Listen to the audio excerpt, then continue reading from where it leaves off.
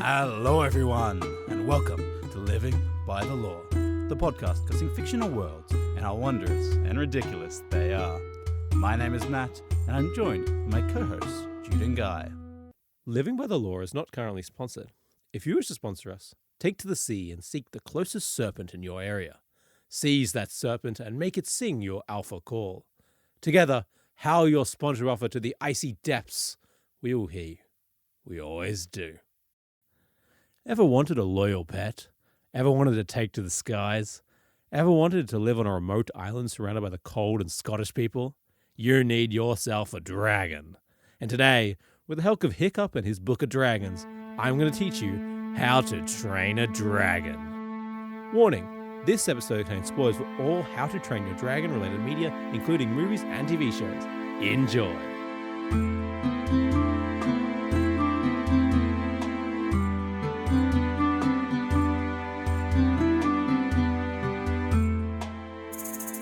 Come in hot.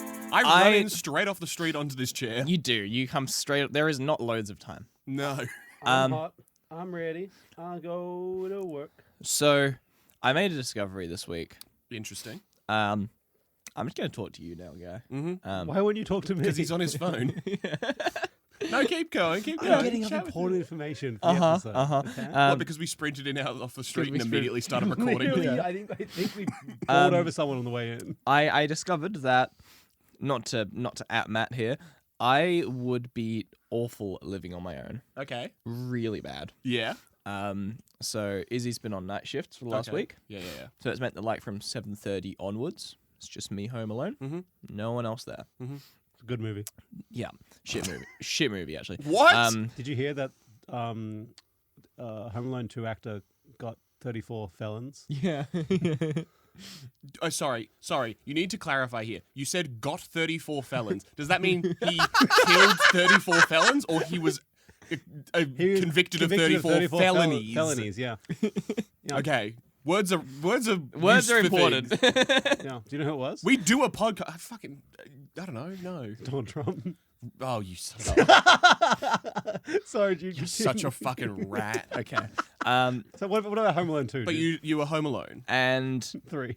just discovered that when there's no one else in the house, like not other fucking dork-ass housemates, no like partner, no parents in the same house going to bed, I just kind of forget to go to bed.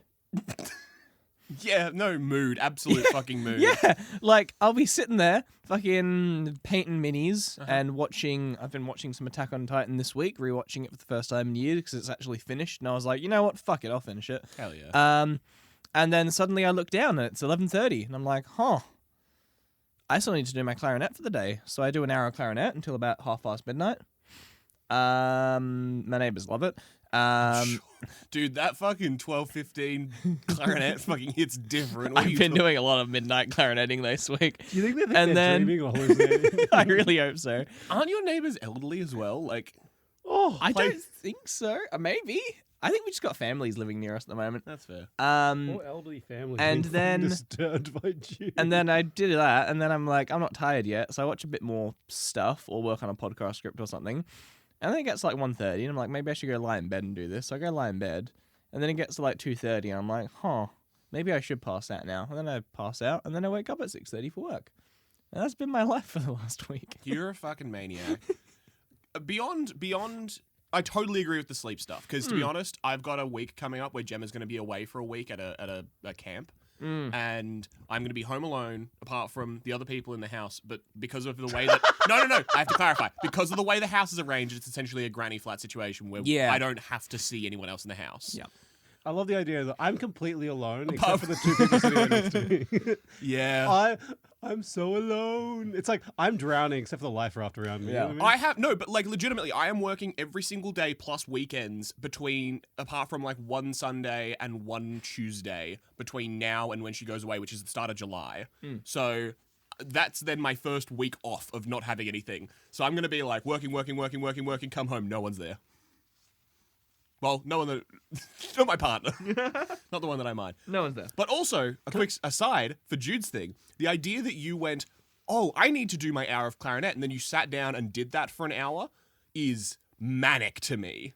I'm just saying. That is also very true. You're the actually. minority That's at this crazy. table. The idea that you went, I need to do something for an hour, and then sat down and did that for an hour, and then maybe worked on your podcast script as if it isn't like driving nails into your hand to actually sit down and get a task done. Oh my god, I scrub clean my entire house. Listen, Yes. I what do you will know? clean, I will play Minecraft Skyblock for like 8 hours straight, doing a task that I am obligated to do, factually enjoy doing and need to do, essentially, is driving nails under my fingers. It is strange because like I won't play a single player game because I'll feel too bad. I'll play a multiplayer. Other people are on. I'll be like, oh, I can justify it by going, oh, I'm on with them. They won't be on for long, right? Yeah.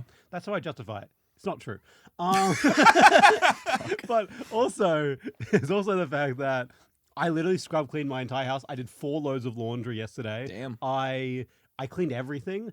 I just tidied everything. I did every task I had on my to-do list except do the podcast script before I do the podcast script. Yesterday was also a Friday. Yeah. After work, of course. After work. Okay. That's quite a lot to do after work, though. Well That's a done. lot to do after work. Sometimes. Well, I put the loads on while I was working. I work from home, you know? That's fair, that's fair. Fucking rat. Understandable. I put the loads on while I was at work. Dude, I fucking hate tradie people, right? Every time Where I did book this go? them- Sorry. Holy shit. Every I time hate tradies. every time I book them to service something about our facilities, and I come in because they're tradies, so they have to book from like 7 o'clock. Sorry, you working from home reminded me that I had to be at work at 7 o'clock yesterday, and I'm grumpy about it because I got in and it was fine because there was no one there. I just sat and worked my podcast script, lol, for an hour and a half. But the tradie was like, "Yep, we'll be there at 7." I was like, "Okay, I'm going to be starting my shift 2 hours early, so I'd like it if you are there." And he's like, "Yeah. I'm there at 7. Guess who's not there? Guess what time the tradies get there? 9 o'clock. 8:45. You son of a bitch. The time that the person that's at that building anyway would have been there, meaning that I didn't need to go to that other building, meaning I did anyway. You know what? You don't hate tradies. You just hate time. Don't hate the player. Hate the game, you know? No, I Yeah. will hate the player. We were talking about going back to living alone, right? I just want to touch on that Mm-hmm. because that's my norm. You fucking L players. I think you guys need to harden up and get used to it. That's life. That I literally every day I go to work, have useless meetings where I talk to no one about real life, and then come home and exist alone every day. Have you considered it might be a skill issue? I'm saying it's a skill issue for you. Worrying about it. That's what I do. It just sounds sad. What do you mean? That's life. That's life right there. If you think that's sad, that's on you. But you know, because dude, the truth thing is, I'm truly never alone. Uh-huh. Why are you never alone, Matt? Because we have Patreons, baby.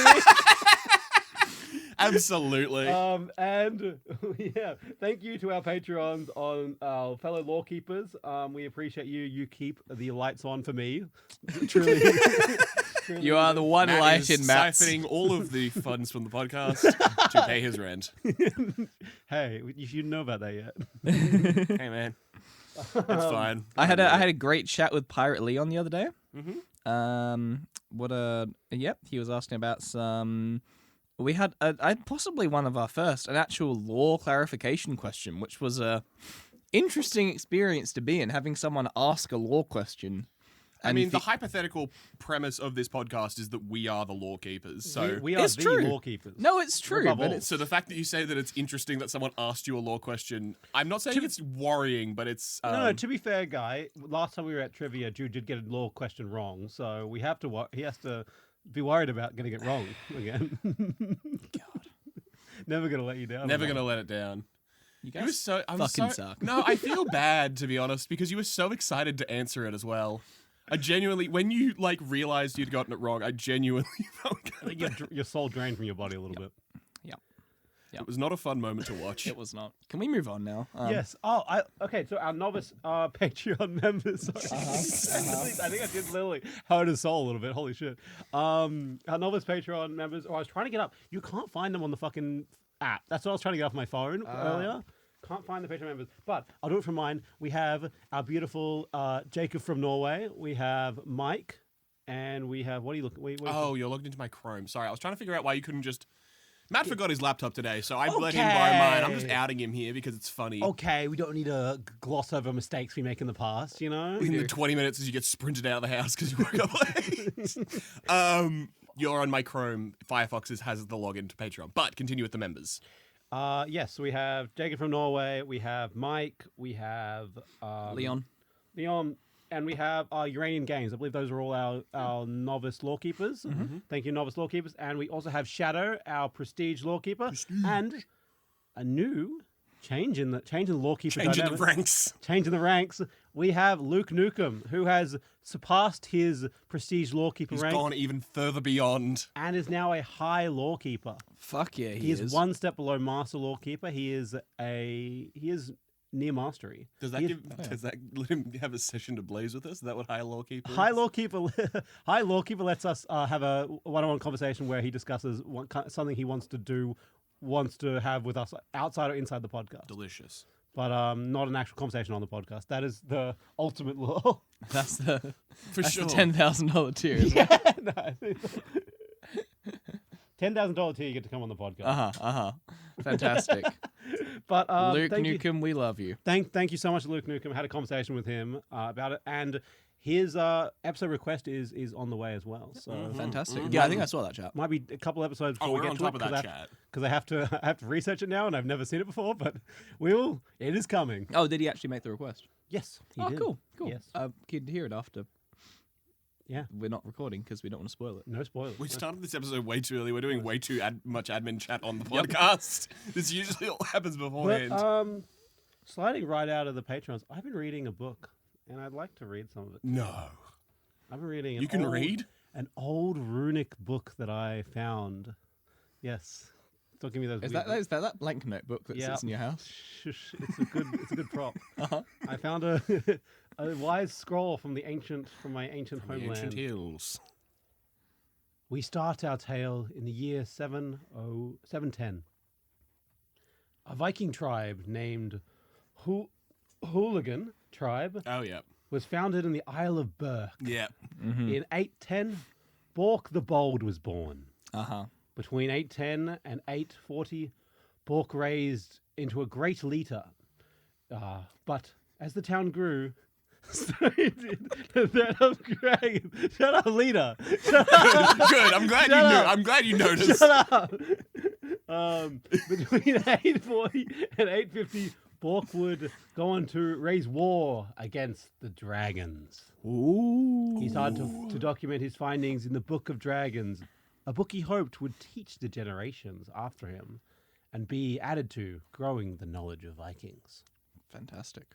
Today, we're going to learn how to train a dragon. Woo! Excellent. Wait, hold on. Yep.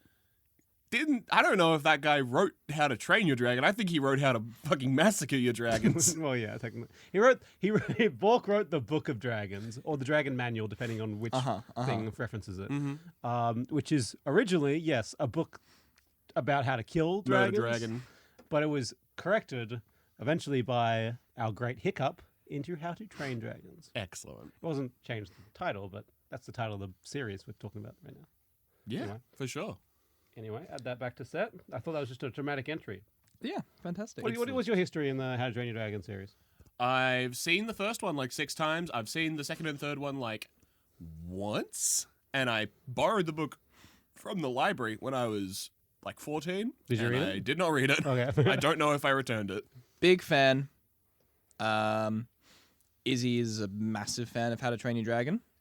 Her and another friend of ours, Holly, used to be really into it. Both of them. And they've watched them a bunch of times together. I've watched it with Izzy a few times, and I've watched it a couple of times on my own when I was younger. So I actually How many of the short films have you watched? There's short films? I haven't watched I've a lot. watched a bit of the TV show. I was going to say, how much of the... There's 3 TV shows, actually. Yeah. I've watched Race to the Edge seasons 1 and 2. I've just watched the 3 films a bunch of times. Oh, okay. So I haven't seen any of the extra stuff. I will say, jumping back to the Izzy and Holly thing, it was extremely funny the first time that they talked to each other because I think Izzy turned to Holly and went, "How to Train Your Dragons?" And they just started talking from there. That was their first conversation That was about pretty How to good. Train Your Dragon. Yeah. Oh, very good. Well, How to Train Your Introducing Dragon their is an friends. American media franchise from DreamWorks Animation, loosely based on Cressida Colwell's series of children's books by the same name. They depict a world What are you guys doing? I'm drinking Juneberry Red Bull and it's not good. He looked at me with a face like a slapped ass and then pointed at Juneberry on the can. I know, I noticed you. Energy drink vitalizes body and It I'm is not 70% feeling off. It is 70%. I'm worried about how it's It was 82 cents. I'm worried about that. I got it on the no. discount shelf at the IGA That because I thing- wanted to buy Red Bull, but the Red Bull boxes were too expensive. That thing has been there for years. Listen, you might be struggling with rent and things. I'm not making any. I don't have a salary. I used to work at an IGA. That thing's been there for years. It's the summer edition. They're probably disappointed that you bought it because it's like keeping it as a relic.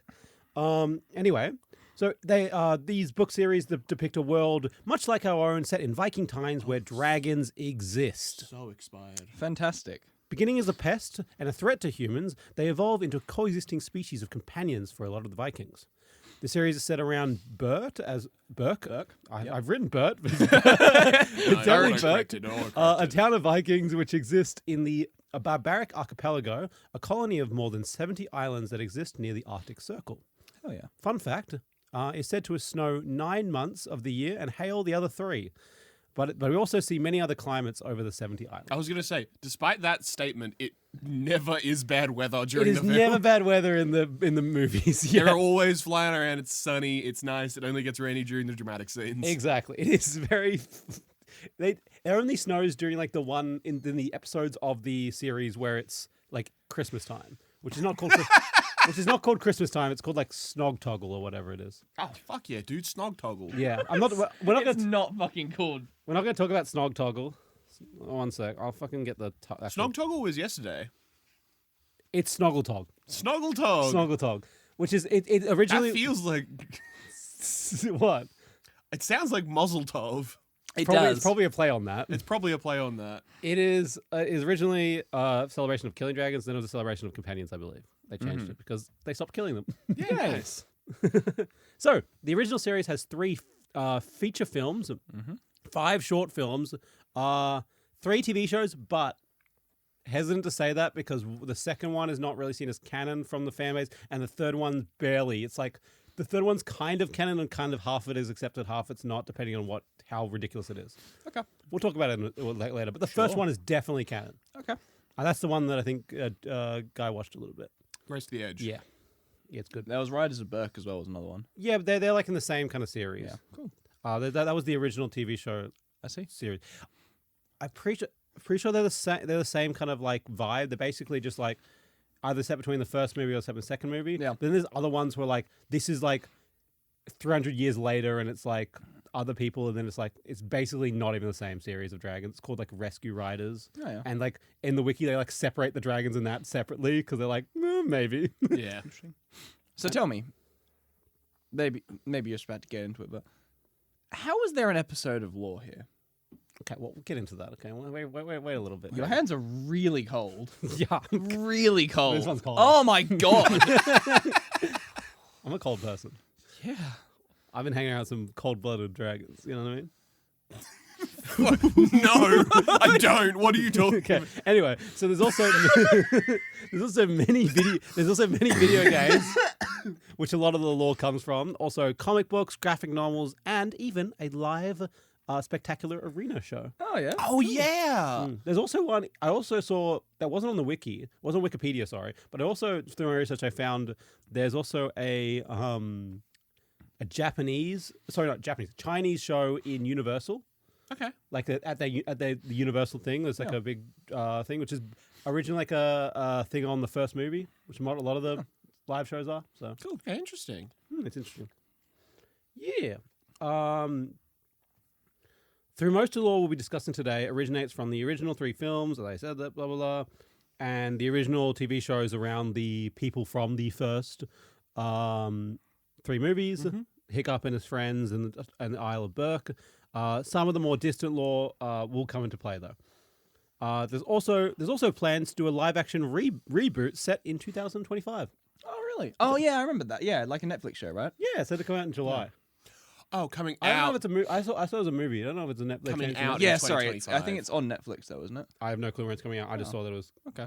I thought I remember there being something to do with Netflix, but I could also be so wrong. Did you say set for 2025?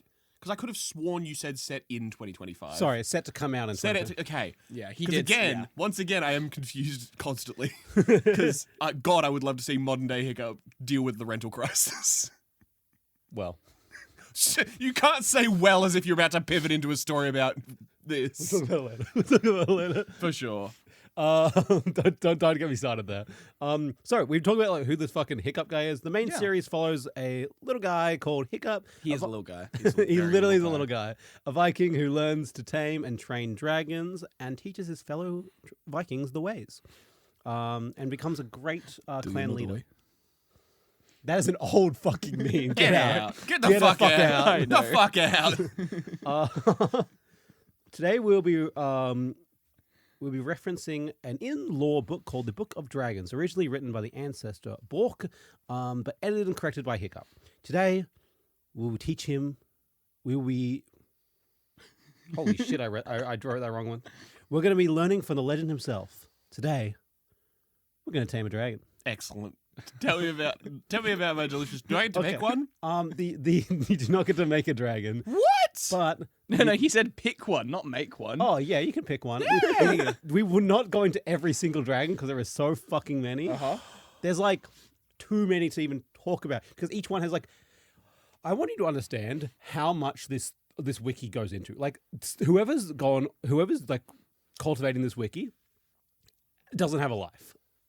I'm sorry, I respect it. I definitely respect it. They is like enough on every dragon. There's enough content to do a whole episode on. I'm sorry. Hell yeah. There is literally everything they've done in any series they've ever appeared in. There's like their habits, their egg cycles, their Important information. their personality traits, their what they eat and what they don't eat. Like it's every single thing they've ever done. Especially because there's a lot of games where you can like hatch the dragons. So they've taken that and taken it as lore as well and put it in. Oh, okay. That makes a lot more sense. Right. Yeah. I So was like, that information has to just be copied out of a book if that's there. But if it's from like extracted from a game, that's there's also that extract from the game, extract from every time they've appeared in the TV show, like everything. interesting. It's very in depth. It inspires fanaticism. This book. Oh, I love it. Series, if I do- nothing else. I do love it. I love the attention to detail. It's very nice. I thought you were about to say the dragons. I do also love the I dragon. do love the dragons. So, basically, today we will be going over we're talking about dragons, talking about the different classification of dragons, and we're going to talk about a couple of different special dragons that are really cool. And then I guess you can pick one. I'll pick like what sort of area you think you'd want a dragon, and we can like pick a dragon out for you. Sick.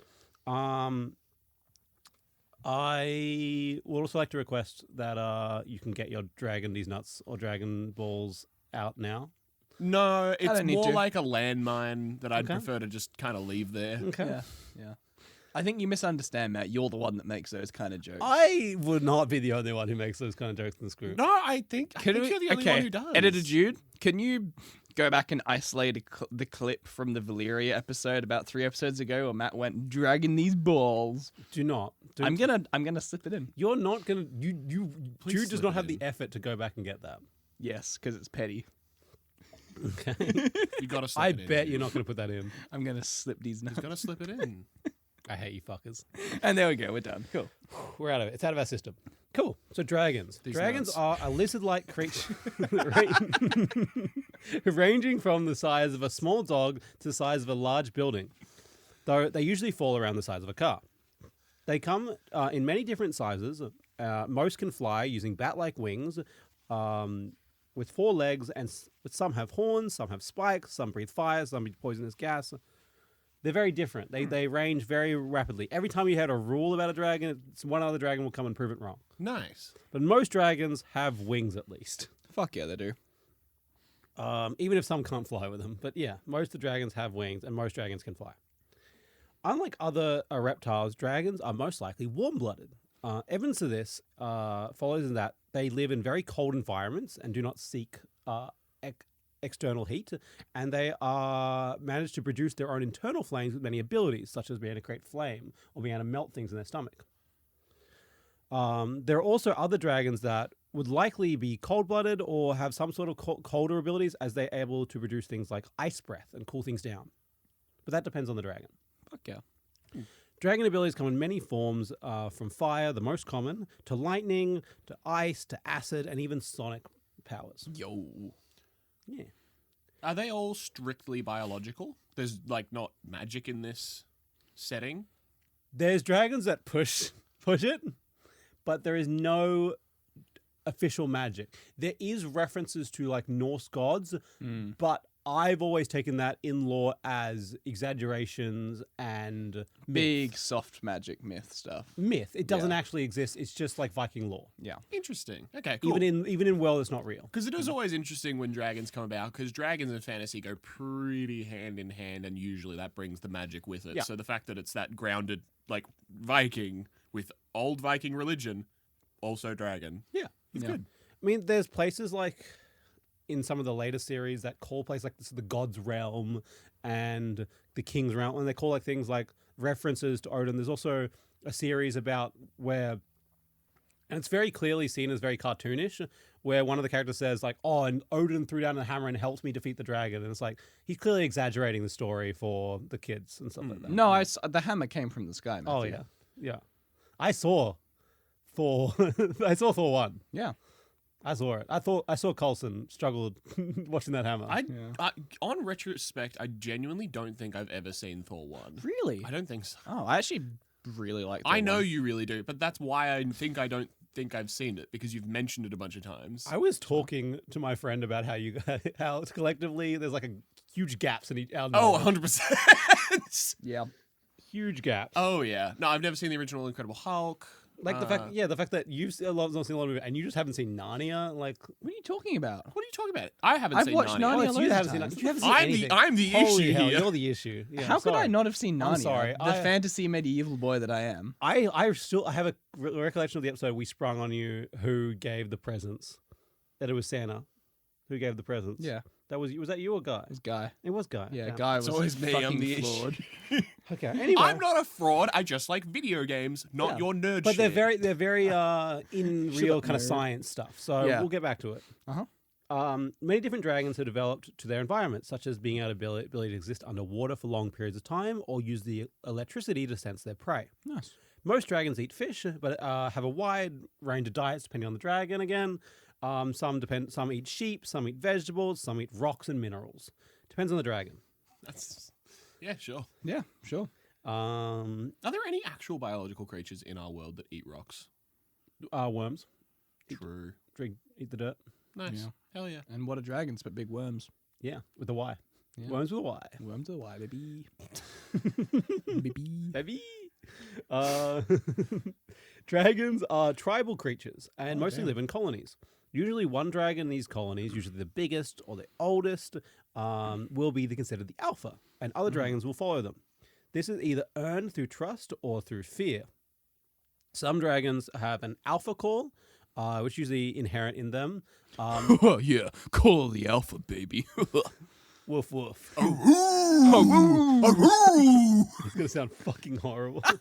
It's going to sound beautiful. But All of our listeners just became a bit more loyal to us Bit more through Guy's alpha alpha-pilled. call. it forces dragons without extremely strong wills to listen to them. That's what I wrote. Dragons gather together to mate and lay eggs, looking Yeah, for they strength do. and security in numbers. Mm. Stop. Some dragons are also lone wolves and do not live well with others. These dragons, stop touching my leg. These dragons are usually the hardest to tame and often resistant or immune to the alpha call. Matt, you're resistant to Guy's alpha call. I'm very resistant to Guy's alpha call. I think I'm rejected by Guy's alpha call. I hate it. Did How to Train Your Dragon start off as like ABO fan fiction or something? No, why? Because there's so much like the alphas and the lone wolves. It's like I'm putting the alpha is definitely something said in the thing. Alpha is very much a thing. Lone wolf, I'm adding that language in there because it doesn't say lone wolf. They're just like they live alone. so they live alone and just kind of function by themselves and Yeah, they're- exist they're lone wolves. outside They the don't use power that structure term, of the though. alphas and stuff like that. So Yeah. you'd say they're like a sigma. That's what that means. Sure. Are we allowed to say what the sigma on this podcast before it burns? Will this podcast burn? Oh, I think Jude will cut it out. Dragons have We've now crossed the line. We're three blokes on a podcast talking about alpha and sigma. That's it. That's it. time I to mean, burn. we've taken 4 years to get to the point that every other podcast of our design starts at. It's our right wing switch. Exactly. Take down the pride flag. Get rid of it. No, In slow Pride poke. Month. No. This is recorded in Pride Month. Probably won't come out then. There are 5 stages of growth for a dragon. Start off egg. Dragon starts as egg. Dragon all starts as egg, every one of them. All dragons start as egg that we know of. Then there is Tiny Tooth, which is an extremely small hatchling. Then there is Short Wing, which is a teen dragon. Starts to show off their abilities, not very good at them yet. Mm-hmm. Then there is Broad Wing, an adult, fully developed dragon. Can do all their abilities. What goes from there? Elder Wing? Titan Wing. Ooh! A rare stage that these dragons are faster, stronger, and more developed than others. The only weakness to these guys is they're less agile than their younger peers. In the movie canon, very few dragons can reach this, and it comes with age. However, in the game canon, most species can actually reach this through training and a special ritual where you go to Titan Island and become a Titan dragon. There's a whole thing in the game. I didn't really want to go into it. Okay, right. It's a game function. It's a game function thing where you're like, oh, it's the ultimate stage of unlocking your dragon. It is always one of those fun things, unlocking the lore of like how much of this is literal and how much of this is we needed a game mechanic that did the thing that I wanted to do. Yeah. Especially because it comes out never related in the movie. Exactly. There are like specific dragons that are Titan wings in Titans and Alphas in the stop looking at me like that. No, I'm just looking at I you. don't know. I said you said Alpha and you looked at me funny. Are actually Titans in the movies. I'm assuming the big one from the first one. Yeah, that makes sense. The big one from the first one. We'll talk about it later. The big one's from the second one. There's also a couple big ones that show up in the comics, and one that shows up in the game. And there's also Toothless is technically an alpha. He's not a Titan wing though. Yeah, because Titan big. Yeah. He can't. Toothless not Toothless big. is actually one of the only ones in the game who actually can't reach Titan wing. I wouldn't. Yeah, that doesn't surprise me. He doesn't get He better. doesn't need to. He doesn't get better. He doesn't I mean, need to. he's he fucking literally beats a Titan in the movies. Yeah. I mean, so that's like being like, oh, we have a stealth plane. We need to upgrade it into a stealth like carrier. And it's like, Yeah. no, that's not the point of this fucking thing. yeah, Yeah. It doesn't need to get bigger. It's doing its job. You don't need to give steroids to the rogue. Exactly. He doesn't need them. yeah. The assassin doesn't need steroids. Cool. The classes. So, in Bork's Book of Dragons, he defines a number of classes which he uses to classify dragons. Rogue fighter, warlock, cleric. Yeah, he gives all the different D&D classes. Yeah. No. So, the first class of dragon we'll talk about today is the Stoker. Ooh. The Stoker class dragons are hot-headed fire breathers. A notable characteristic of these dragons is their high short limit and firepower. High shot limit, sorry, and firepower. I'm trying really hard not to hear it as Stuka. Stoker. Stuka. Why Stuka? Do you know what a Stuka is? No. Okay, don't worry. You got to say it now. Neither of us know. Please say it. You have to inform the table. It's the fighter bomber that Germans used in World War II. The ones that make like the sound as they dive bomb you. You know. Yeah, I got it. Yeah. Thank you for telling us. I think it's that. That's. I mean, it sounds like that kind of. Yeah, dragon. no, I really appreciate Yeah. it. That's really good knowledge. Thanks. Yeah. Fucking nerd. I appreciate it. Shut up, Dragon Boy. yeah. Fucking Sigma So shit. yeah, that's wrong. It's Stoker. Okay. Some of them are capable of setting themselves or parts of their body on fire. When Stoker class dragons become sick or exhausted, they might even lose their ability to produce flames. This state can be even fatal, although the fireworm queen's venom or a fire comb has been known to regenerate their inner flame. Charmander? I mean, yeah. Charmanders die when their flame, When their goes flame out. goes out. Yeah. These are not known to die, but it can be fatal. Yeah. So, one of the species of this we're gonna talk about is the monstrous nightmare. This is now you can open the Google Docs that I've sent to you. I will have a Google Docs in the description you can follow. We will have the dragon photos. Basically, so you just see the photos. I will get Jude and Guy to describe the dragon, but it's just to help you follow along if you have the time and you can open the Google Docs. Oh, no, Do not scroll. Stop scrolling. When I do this, I ask you one thing, is don't scroll before we're ready, and you do it every time. Shouldn't make the images so interesting. They are very interesting. I would like one of you to read a quote on... Did you just hear that noise come from your laptop? Yep. Wow. Not anymore. Take it away, Guy. Jude's lost his privileges. Sorry. No cannot dragon say is that more today. ferocious. Do you want me to what? Hey, you want me to do my job? Sorry, Hey, you want me to shut the fuck up? Yeah, I'm doing you're my right. job, all right? Yeah, Matt. Hey, no, both of you, pin it. No dragon is more ferocious or feared than the monstrous nightmare. This gigantic dragon has long, snake-like neck and tail and is covered in scales, most often red, and long, sharp spines. The nightmare's gigantic head and mouth can swallow a Viking whole. It's very aggressive and territorial and will never run from a fight. Its fire is thick and almost liquid, napalm, clinging to the walls and running down hills like a flaming river. That's just lava. That's just napalm / lava. The nightmare also has a nasty habit of setting itself on fire. That's fucking nasty. I love I didn't have to tell you to do a Scottish accent. Do you know I know these films? You're doing good. You're If doing good. there's one accent I like, it's Scottish. So It's true. we've done a pretty good description of that there, but would you like to give us just a description of this guy? What are you looking at? It's a horrible little beastie. Okay. Basic dragon. Take away the front legs. It's got no. I mean, it has front legs, but it's kind of like that arm/wing. It's Game of Thrones style dragon where the front legs are the wings. That's the one. Yeah. Plus, then Wyvern just type. get every little spike, Not every quite. little hair, and just string it out. He's got 4 horns on his back of his head, and he's got lots of little spikes coming out of his wings. And also, the second image is him just on fire. So yeah, so this is the closest dragon to the typical Western dragon we get in How to Train Your Dragon. Nice. We see he's a half lizard, half bat-like creature. They have a fire that is high temperature and potency, more potency than your typical dragon flame, able to incinerate a tree in seconds. Damn, bro. They're also very strong and do not hesitate to use their strength in battle. They have a distinct attack called the Fire Jacket, which enables them to engulf themselves in flame, and they use it as defensive or offensive move. Also, is quite useful for intimidation. Yeah, for sure, man. I would be. I'd be intimidated. No doubt. One obvious thing when they do, they are immune to fire. So they are. I fucking hope so, dude. Yeah, the second one is incinerated. If he's not immune to fire, he's going to be they dead don't burn imminently. their own flame. Yeah. Fuck They have yeah. a keen intelligence and will try to outsmart even their rider if they do not respect them. Quick thing. You said immune to their own fire. Are they immune to general fire? I know that other dragons have lots of various projectiles, There's but different types. They're definitely immune to their own flame. I think they're resistant to other flames. Other flames can be hotter than their flame, Nice, so okay. they might have a limit.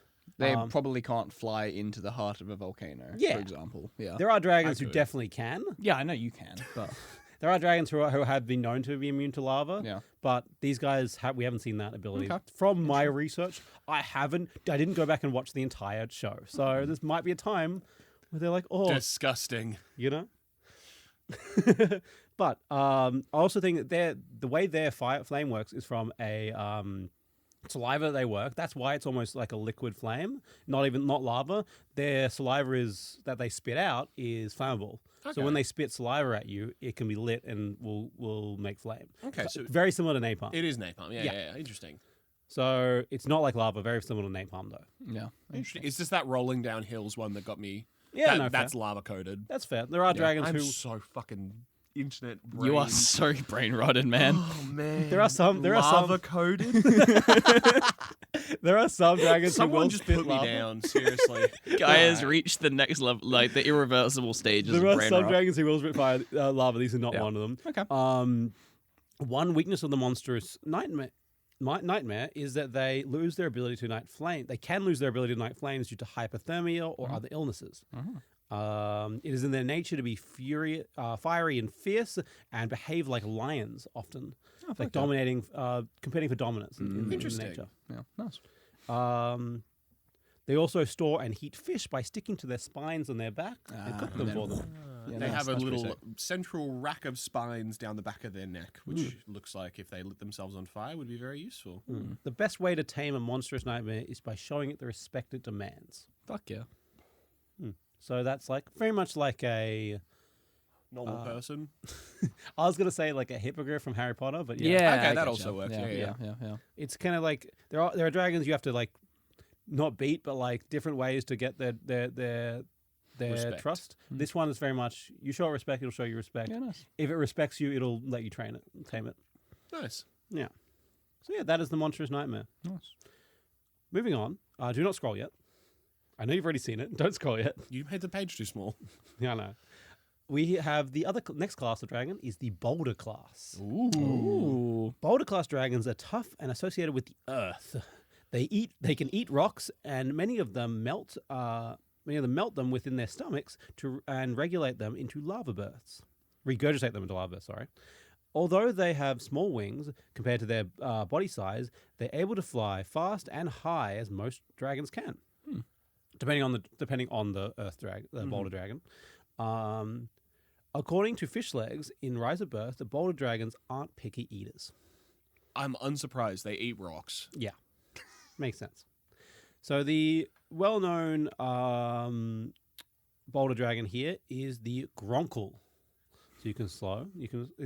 I'm basically showing the most particular ones from the movie. One that we recognize. Oh yeah, classic So I'm just guy. trying to show the most classic one. Shall we? I'm going to give you a I'm going to give you a rundown, and you can give them a description. A quart. A quart in it. Give him a quart. That's all you, Jude. Okay. Get your Viking Oh my god, that's going to be horrible. Get your Viking on. One of the toughest dragons in our world is the Glonkel.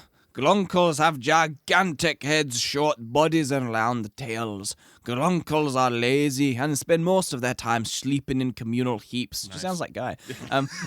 They have been known to fall asleep while flying. I did say nice, right?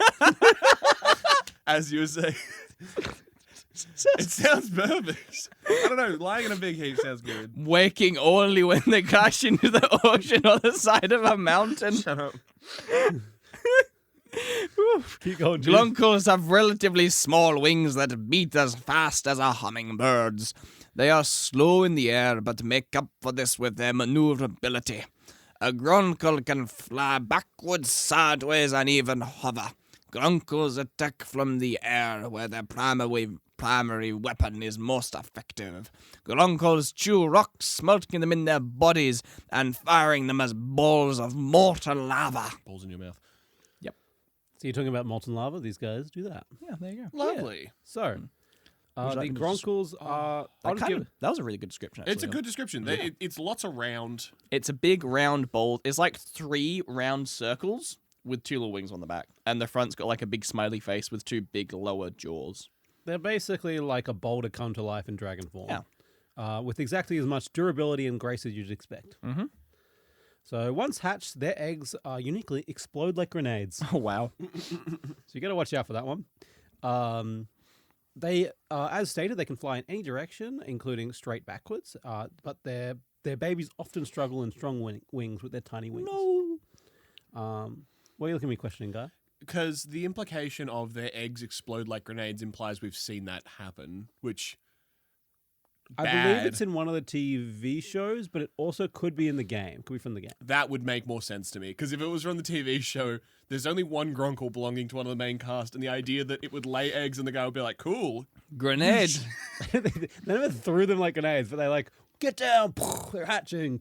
Okay. Oh, so as they hatch, they explode. Yeah. Oh, They don't hatch when you throw it. Yeah, I don't know, it was the exact wordage of like grenades where I was like, suspicious. Oh, lad, get down. Gronkel egg. Gronkle egg. Fuck me. It's about to hatch. There is no trope I love more than announcing your attack before you're about to do it. Yeah. Gronkel egg! What? Poof! Yeah. Shot to the heads. What? Knife. That's just England, right? Knife. Okay, so they often take naps and even fall asleep mid-flight, as you stated. Their bark is much worse than their bite, being very aggressive, but not really being that effective, except for their lava, obviously. They have very strong jaws, able to crush boulders. They can shoot 6 fireballs of molten rock that melt in their stomach before they have to recharge. They are able to melt rocks and melt metal like a forge. They also have been known to create an alloy known as Gronkel iron, which is lighter and stronger than tools. Probably like steel. Yeah. Yeah, that's another thing I really enjoy about the How to Train Your Dragon series is that they use the dragons for like so much that it's just like it's very fun. It's like, oh, this one produces metal. This one's good for farming. I think it's the start of the second movie where, because by the end of the first one they've like tamed a dragon each and they all have dragons in society, and then you come into the second one and you see how Burke as a town's changed to develop with all the dragons and they're like doing things. It's cool. Yeah. It is nice how they try to really coexist and implement Yeah, into society, Hmm. and how they see it as really a benefit to their society, not a down for that to defeat all these dragons. Well, I mean, it took some convincing. Sure does. You see the first movie? Yep. Yeah, A few times, yeah. a few times. They can even also create glass in their stomach. Fuck yeah. They're able to blast off the large bumps on their body, sending them in any directions, much like a defense mechanism. Oh, nice. Yeah. They don't really control the direction. Scatter shot. Most like a, Yeah. very much similar to a scatter shot of a grenade as well, Yeah, going nice. out. That's cool. Damn. Gronkle kind of fucks. They are surprisingly fast on the ground, even can roll into a ball to roll even faster. Hell yeah. They are very friendly unless angered or threatened. They are the closest dragon to a dog. I think I know which dragon guy's picking. Shut up. I don't expect to have anything about tame, but I believe they are very easy, one of the easiest to be tamed because they're like very much like dogs in that case. Oh, Yeah, I remember the first movie. He just like scratches its belly. Yeah, and he's just like like, rolling yeah. around like, yeah. I do also love that all of them love their dragons so much, and every single one of them, apart from like Toothless and a couple of the other ones, most of them look fucking feral. Most of them look like the ugliest fucking. Like, no offense to the art team, it's an incredible art direction, but most of them do not look like a thing you want as a No. pet, which is part of the design. Very deliberate, very wonderful, but also very funny. Very funny. The next class of dragons we're going to talk about is the sharp class. Uh-huh. So sharp dragons are vain and prideful, and all of them possess sharp parts of their body. Uh-huh. Most of these dragons can fire extremely sharp and poisonous projectiles from their body, which can quickly be regenerated. Sharp dragons adore being stroked and generally being fussed over. They essentially love being complimented and due to their nature. So, the sharp dragon we were talking about, I couldn't really find one from the first movie that was kind of like a standout from the first movie that was perfect. So, this is one from the second movie. So, this is the Storm Cutter. So, this is basically Hiccup's mum's go-to dragon. Ah, very nice, very nice. I'm going to do this one in a French accent. The four-winged sharp class fly. No. Why? No, please keep it up. Keep it up, though. The four-winged sharp glass fire can turn its head so far around it can see behind it. This is terrible. Keep going. You can never sneak up on a stormcutter. Flying on four wings, the stormcutter carves spirals into the sky and shoots fiery arcs of destruction at its adversaries. Wow, this is hard. I think I'm going back Scottish. Stormcutters may be gargantuan, but don't let their sheer size of their body distract you from the dragon's speed. This sharp-class dragon can dart through the skies swiftly and stealthily. What a deadly combination! I do love the mix of fear and awe that these descriptions Yeah, have. It's yeah. very It's a fun tone. It's a fun tone. Yeah, they're great. Good voice. Inspired by Ooh.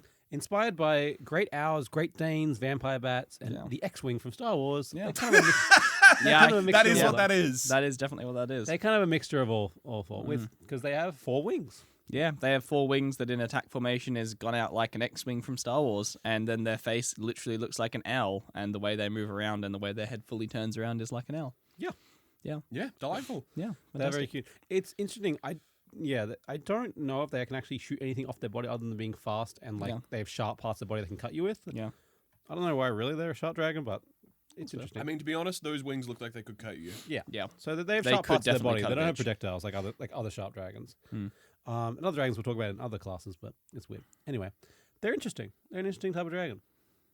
You know what you reminded me of just then with the French accent? Yes. Madame Boboton from Harry Potter. Yeah. Yeah. But he is just a child. But he is just a child. No. No. He is cheated. Get him out of the tournament. Oh, yes. It's been a while since I've seen that movie. That's what he reminded me of. Yeah. Okay, so Stormcutters can perform incredible tight and sharp maneuvers, being able to fly accurately while fighting and slipping through tight spaces. Their heads can rotate like an owl, and they can shoot a sustained whirlwind of fire with their flammable saliva. Damn. They're very much because that it's a kind of tornado shape that they shoot fire in. They are able to travel great distances with little effort, and they can take great hits and keep going. They are one of the larger dragons. They're a large class instead of a medium class of most dragons. but they're not gargantuan as we get there. They tend to hide in the clouds, but also due to the coloration of their underside, they can hide in a clear day sky. They got blue bellies? No, they kind of like transform the bellies, from what it seems. Transform? It seems that they can like this. I don't know if there's something seen. They don't really have blue bellies, but they can like. Chameleon belly? Some of the dragons have directly said that they have chameleon bellies. This is just a quote from the wiki that I believe their coloration means that the underbelly kind of like blends into any kind of sky. Okay, yeah. Just general camouflage of like a whitey grey. Yeah, sort of colour. whitey grey fits into Yeah, clouds. 100%. And No, stuff. totally accept that. Yeah. They also have a great scream which can shatter ice. Damn.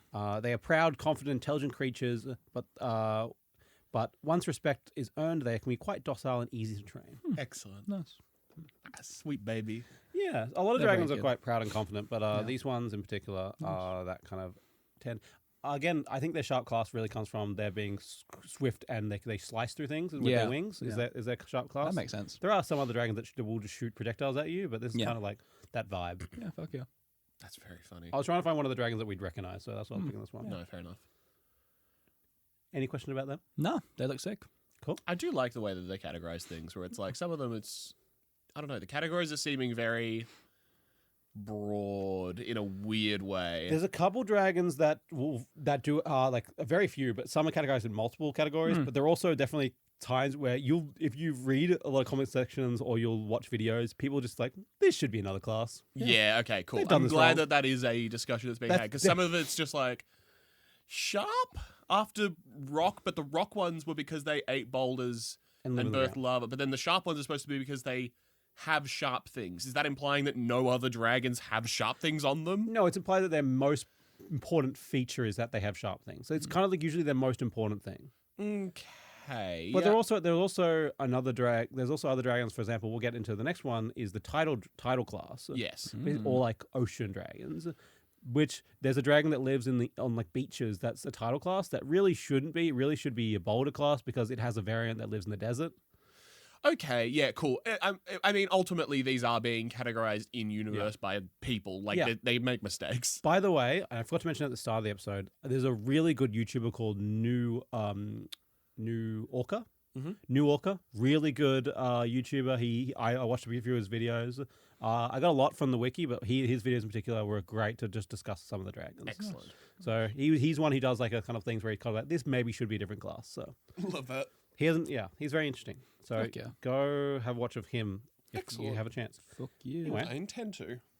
Almost all tidal class dragons live in the ocean, although some of them have amphibious biology, right? Oh my god, my brain. Amphibious biology allowing them to survive on land.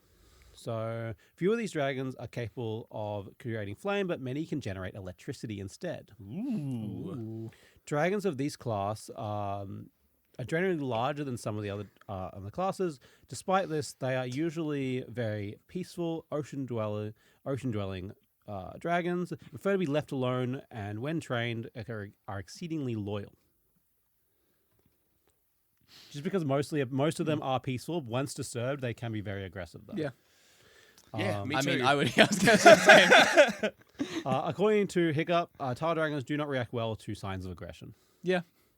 Me neither. Most. What are you talking about? Yeah, sure. So the dragon we'll be talking about in the tidal class is the Scauldron. Scauldron. Scroll down, and I will send you a quote. Excellent. Ooh. Oh, what the fuck? He's a long guy. Okay. That's a fucked up looking creature. It's like one of those fucking Diopolobos. Hello? Whatever the fucking. Come again? I know what he's doing. That long neck dinosaur, like Nessie. Yeah, the one that like has the 4 flippers and the long neck and is like, you know. Well, it doesn't make a noise like that, but it's, It definitely does. we don't know how dinosaurs make noise, but it's like Nessie, Yeah. the Loch Ness monster. Yeah. Oh, of course. Yeah. I can see that. Yeah. That blurry alright. photo I've seen twice. Have you never seen Okay. Water Horse the movie? I gotta decide what to do. No. Patient and organized strategists by nature, Scauldrons are one of the few dragons known to prey on other dragons. Scauldrons hunt in groups or pods and have picked off smaller species to near extinction. Although a Scauldron has never been seen to shoot flames, the few Vikings who have survived encounters with the fearsome sea dragons have reported smelling traces of signature flammable gas that precedes a dragon fire strike. Instead, squadrons scoop up water in their gullets like pelicans, then boil it internally and shoot the boiling hot water out again. With its long neck, the squadrons have long firing range and can blast an entire ship in a matter of seconds. Being ocean-based, the squadron will not typically attack on land. In fact, if a squadron is out of water for too long, its body will dry out and eventually perish, unless it's returned to the sea before it's too late. What was that? That was Kiwi, obviously. It was obviously Kiwi. Was it actually? Yes. Because I kind of got some Kiwi, but I'm like, no way. It was me doing a bad Kiwi It was accent. pretty bad. But I appreciate the try. Yeah, thank you. I kind of thought it was I committed. It was I half committed. Scottish, half. It was commit. It was a good I think commitment. something about Guy was dead right in the first quote. There's something about knowing we're in How to Train Your Dragon that just makes you instinctively want to go Scottish. It Oh, does. so badly. You did like lean into Scottish a little bit. A From the couple Kiwi. of times. I also haven't done a Kiwi accent very many times before, so So- a few words I didn't know how to process. So like Jude said, they're very much like Nessie, like the Loch Ness Monster. They have a very skinny, long neck and a tail like a dolphin or a whale, and their mouth is enlarged like a pelican. Yeah. They also like greens, like so they can blend in Yeah. the ocean. There's a Pokemon that looks like this. There is. There definitely is. Lapras? Yeah. No. It's the It's like a little big fairy saggy- type one, like a buggy sort of looking one.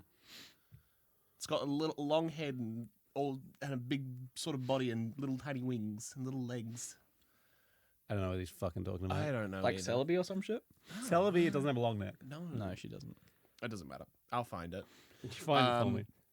But yes, the dragon has a circle on its head, a very long, thin neck, and then big round body, big underwater wings. Yeah. This render looks fiercely strange. Oh, it's It from does. the TV I know show. it's from the TV It's show. from the TV It looks show. feral. I'm just being Yeah. honest. I don't believe they have one in this movie. This is the best Yeah. photo I could get. It's not good. The quality difference between something created for the TV show and something Oh, and created for the especially movie. You How to haven't Train seen- Your Dragon 2 with this gorgeous animation of this owl dragon doing its little head cock and little eye motions. And the fucking PS2 graphics. The sculpture's like, ah. You guys have not seen from the second TV show, the Rescue Riders. Oh no. Just look up Rescue Riders right now.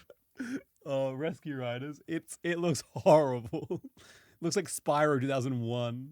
Look at the Oh my god. Oh, dear lord. That is not How to Train Your Yeah, Dragon. That's why oh people, my That's why god. many people do not believe this is canon. Oh my god, it's that This looks like classic- Dragon Veil. This is exactly like that like Paw Patrol and shit like that. Yeah. That's the Yeah. animation Yeah. style. Yeah. Yeah, It's that smoothed over Sunday morning kids cartoon Yep. thing. this is why people don't think it's canon. Yep, agreed. I Yeah. do not think it's Yeah, canon fuck either. that. There's also Yeah, the fuck Nine that. Realms, which is kind of a look up Nine Realms. It's kind of a more modern version, but it is kind of canon, depending if you like it or not. Really. Nine Realms, How to Train Your Dragon. yeah. Just look at some of the animation there. Ooh. Nah, I It's don't like definitely that. more. It's definitely more like the original TV show. No. what Brother, is- no. Brother, no. What's that, brother? Oh. Brother, no. Brother, Yeah, brother, Yeah. no. Okay. Why does this fucking dragon look like a border collie? It does. Why do you like it so much? Being real. Anyway, leave Thunder alone, okay? No. We love Thunder. Thunder is the king of the dragons. He is a night light. That's his name of the dragon he is. Okay. He's A not, but night okay. light? He is a night light. He's not, but He's okay. a night fury and light fury. He's a mix. He's the ancestor. He's the Yep. ancestor? I love that song. Truthful is his ancestor. Uh-huh. Yeah. I love that song, Anyway. Nightlight. Night- anyway, so as we talked about earlier, they can fill their jaw with water and shoot out boiling water or steam. Yeah. This is known to be hot enough to melt scales off dragons. What the fuck? Okay. That's not steam, brother. That's... Brother, Like, this is one of the few times where it seems like the unique combination of hot water yeah. wrecks dragons more than lava does. Yeah, wild. That makes no sense, but I respect it. Yeah, so like it's also they also can put a deadly venom in their thing, which might contribute to this. Okay. Oh, yeah. Yeah, so they put a deadly venom into their steam. Okay. Their green color allows them to camouflage in the sea, as I said. They are very fast underwater but struggle on land. They can dive to extreme depths and can stay under the water for long periods of time. As stated, they can exist in pods and are fearsome hunters. They're extremely territorial and aggressive, but they are even known to be able to strategize and work together as a pod to hunt, much like orcas. Yeah, nice. That's cool. Orcas are terrifying. Extremely difficult to train due to their aggressive nature.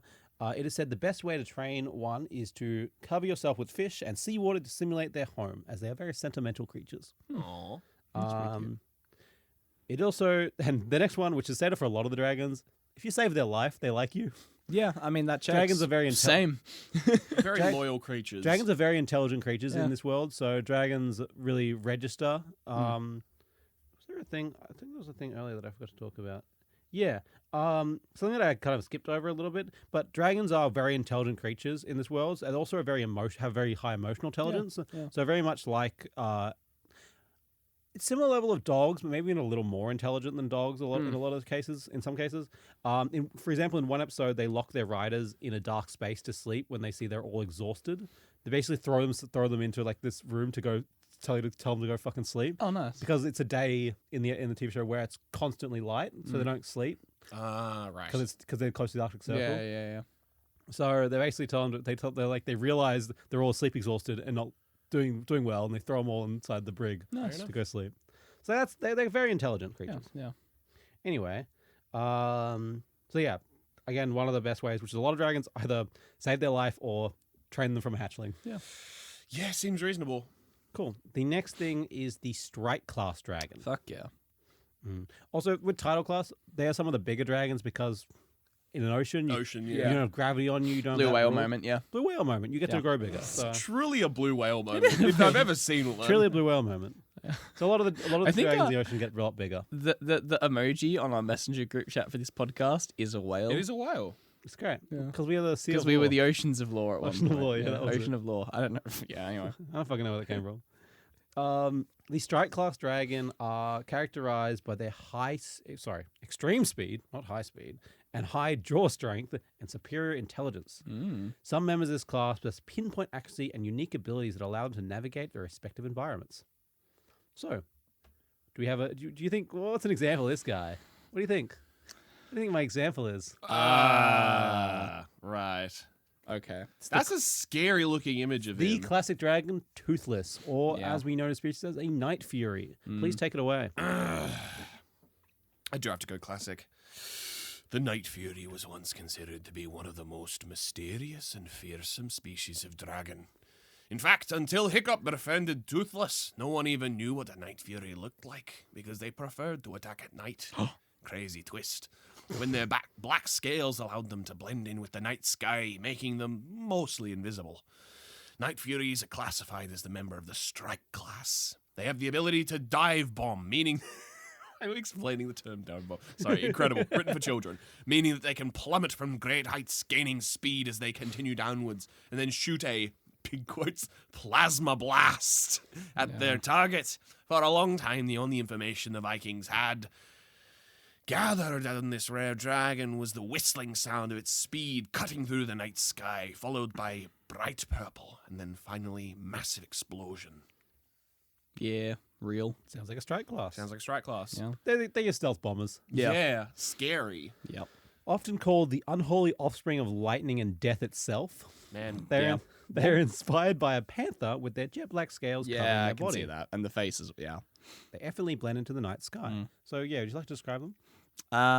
Yeah. It's fucking toothless, dude. It's toothless, but yeah, I mean, like if you What if picture someone if you doesn't know picture toothless? a panther with like its long, sleek tail and like the short ears, sleek kind of cat-like appearance, and then put two big fucking bat wings on its back, that's basically toothless. Yeah, it's pretty good, pretty accurate.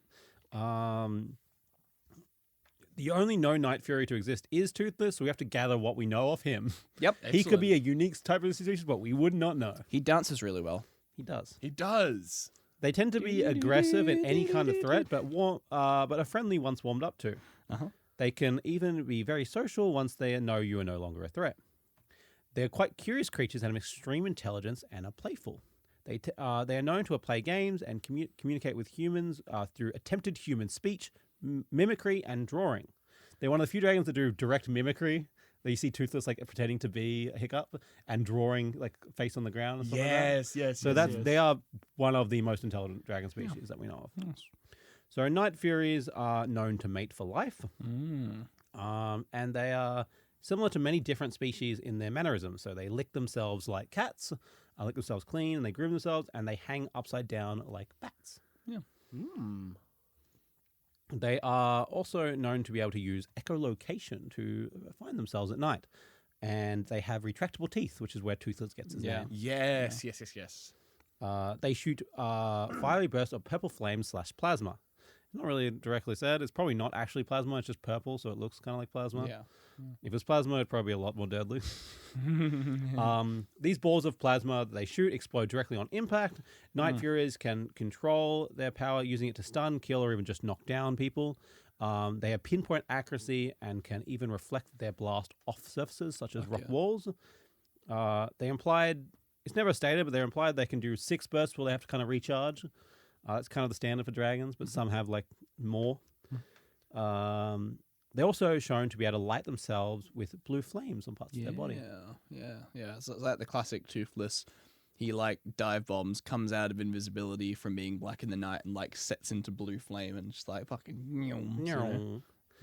Yes. Okay. Their main attack, as stated before, is the dive bomb. So they go up very high, fold themselves in like a kite, and then accelerate with extreme speeds down to their target. They are the fastest known dragons, able to even break the sound barrier. They are incredibly agile and being able to dodge and weave at incredible speeds with ease. Night Furies are capable of cloaking themselves by encasing themselves in lightning, by heating up their scales and turning them reflective, causing an electronic aura that surrounds them, turning them invisible.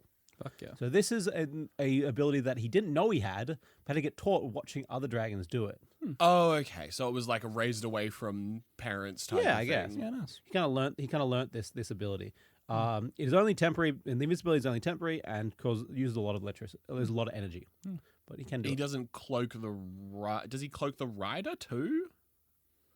Never seen. He kind of does it by himself. He does have to take electricity in, so it probably might kill the rider. I was gonna say. Also, he's got that little appendage, like the prosthetic. That is seen to turn invisible, but because it's like an electrical aura that turns around. Maybe it does turn the rider invisible. Maybe it's just convenient. I think that I could be wrong.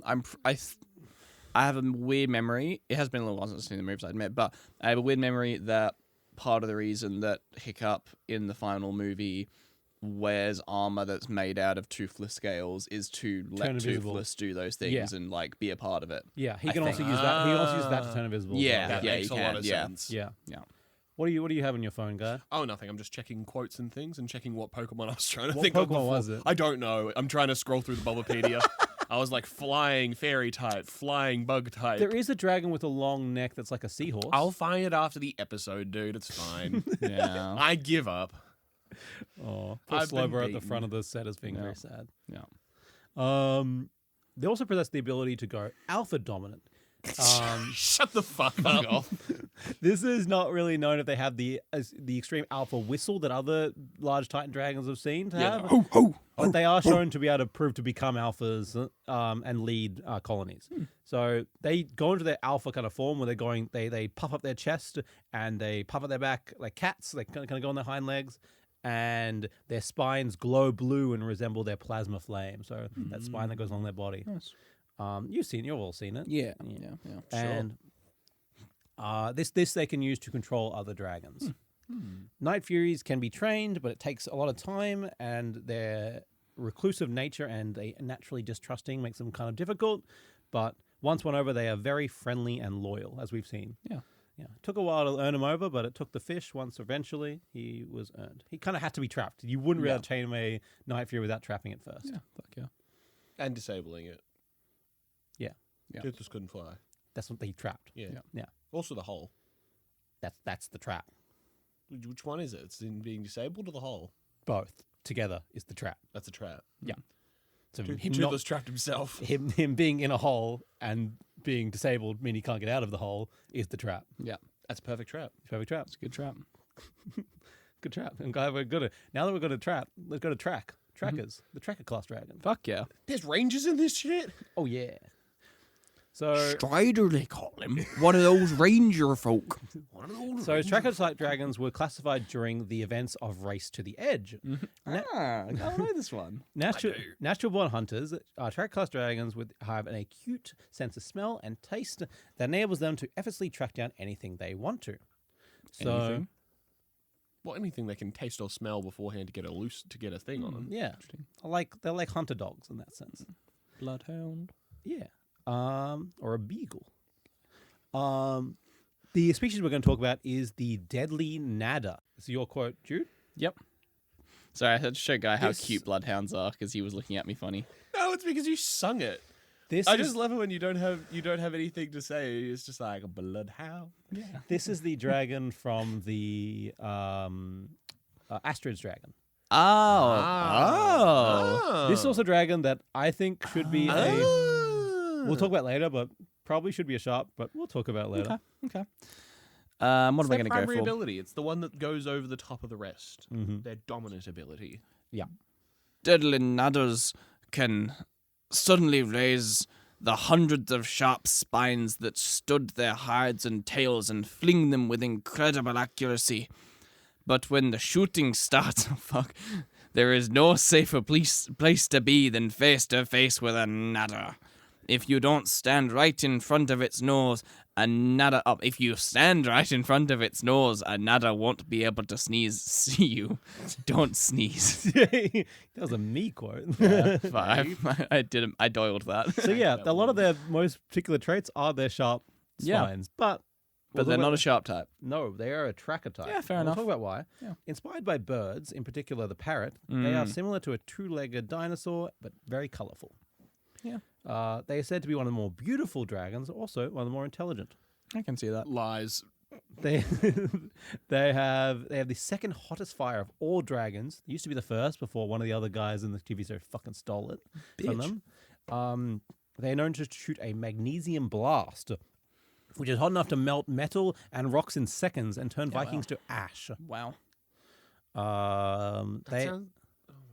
They can shoot venomous spikes from their tail that can stun their prey. These can be incredible, fast and accurate, and they can shoot all of them or just one at a time. Nice. They are extremely fast on land and in the air, rivaling even the fastest dragons.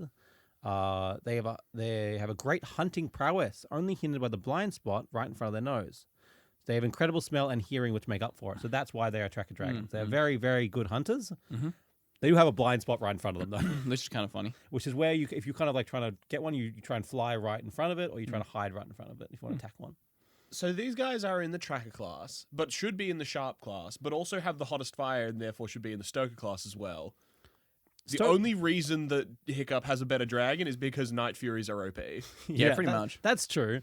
But this is the reason they're not a stoker class, because stoker are defined by their flame. Their flames usually they have long The gouts of ones flames. who are This is- defined by their flames do not have the hottest fire, therefore L. technically the one that has the hottest one is a fire. Yeah, stoker but the class. one who used to have the hottest one is a tracker.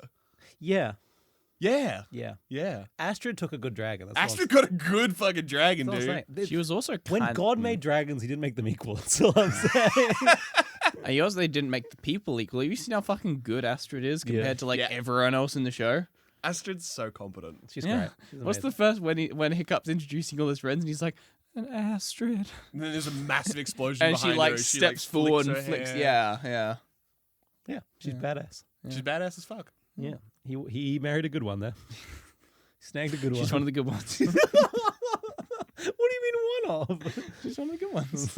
I don't like the What wording. language you guys using sometimes? I didn't. Me. He dragged me. He Yeah, I dragged think- me into this. I think the It's difference just this is side of the table. I categorize I it to I think the difference is I deliberately use bad language to Yeah. annoy you, whereas Matt does it by accident.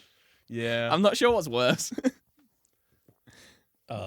In court, deliberate was worse. It's all about intent. Yeah. So, Yeah, you're You right. know what I Yeah, that's fair. Congrats. I look forward to seeing this in court then.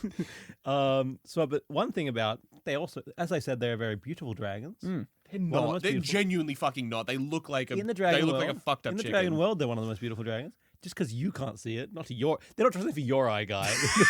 This is what the dragons. The male are. gaze does not perceive Yeah, the beauty of the It's- dragon. Exactly. They're also one of the most incredibly vain dragons and are constantly grooming themselves to stay clean and maintain their It's a scales. chicken. This is a chicken. It's a chicken, yeah. They It's are, a big chicken. They are incredibly picky eaters and tend to be very flighty and anxious, especially in the wild. Big chicken. Okay, Big chicken. No, chickens will eat whatever the fuck you want. Yeah, they Yeah, but they're very flighty. They But are they don't fly. Yeah. To train one must approach either from the back and smooth down their scales, building that trust, or approach from the front and build that trust by scratching their nose. I would build trust with someone if they scratched my nose. Yeah, they just can't. You can't even see them because you've got such a big nose. You'd build trust with me if you approached me from behind. And threw down my scales. Ooh. So yeah, that's the tracker class. Yep, nice. Um, I don't mind it. I don't mind it. yeah, that is the Deadly Nadder, Astrid Dragon, and it's pretty sick. You do be nadding. Yeah, it does. There's like a GIF out there that I watched that clip where it just fucking melts a huge rock, and it's like fucking hell, that's credit. To describe. Oh yeah, I didn't describe it. chicken. Imagine if you will a chicken, and then make him leg thicker, make him have tail, give the wing dragon wing, head have. You know, chickens have tails, right? Not tails Not like a- this motherfucker. No, you know what it describe the is? tail. You know what it fucking is? It's a velociraptor. Velociraptor. It's yeah, literally a velociraptor with 2 bat wings, and it's got spikes coming out of its head. Velociraptors and chickens are Yeah, I know. same thing. They've got a very big round head. And also big round head with a bunch of spikes hanging off it. When you say it fires the spikes, are those the spikes that's firing off the top of its head? Yeah, Because that seems insane. yeah. Because you know who would be sitting in the firing line of all of those spikes? The person. Anyone sitting on its back. Yeah, they Yeah, put but their head forward. Astrid's badass. so- Astrid's just cool as fuck. They turn their head forward and it comes out the front. That's fair. Put their head down. Yeah, nice. Yeah. But yes. They have also, big fucking little, head. Also little curvy rhino horn. Yeah. A lot of dragons have a little curvy rhino horn. So next one we are going to end, and Guy, you might be particularly annoyed at this one.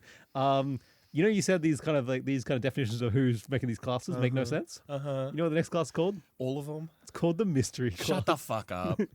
Shut okay. the fuck No, I'm okay with No. No. Why not?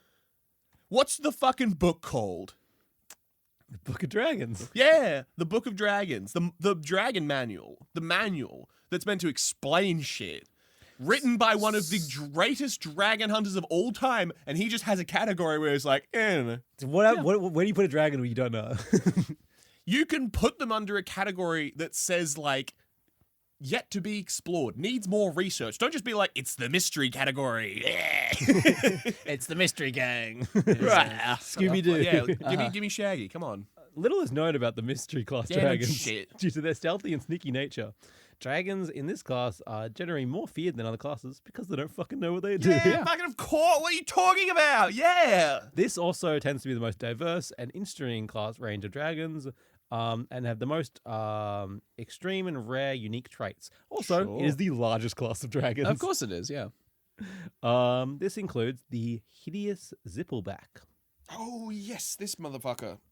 Oh, yeah, this fucking dude, yeah. The twins ride him. I copied the wrong part. What's one second? Nice try, bozo. Go. Oh, yeah, you did.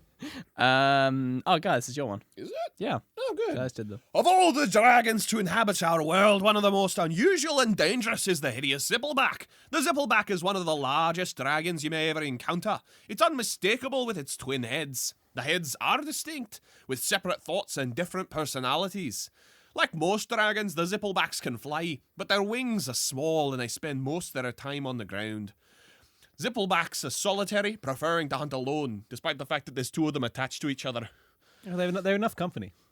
Two's a crowd. They come out after sundown, prowling dark forests for their victims. Sounds like a terrible fucking place to hunt for a dragon that explodes in flames. The attack of a Zippleback is like no other. Instead of breathing fire, a Zippleback makes explosion. A important distinction to make between breathing fire and making explosions. Yeah. One head breathes gas, and the other head lights it. Yeah, fuck yeah. That's sick. That is a Zippleback.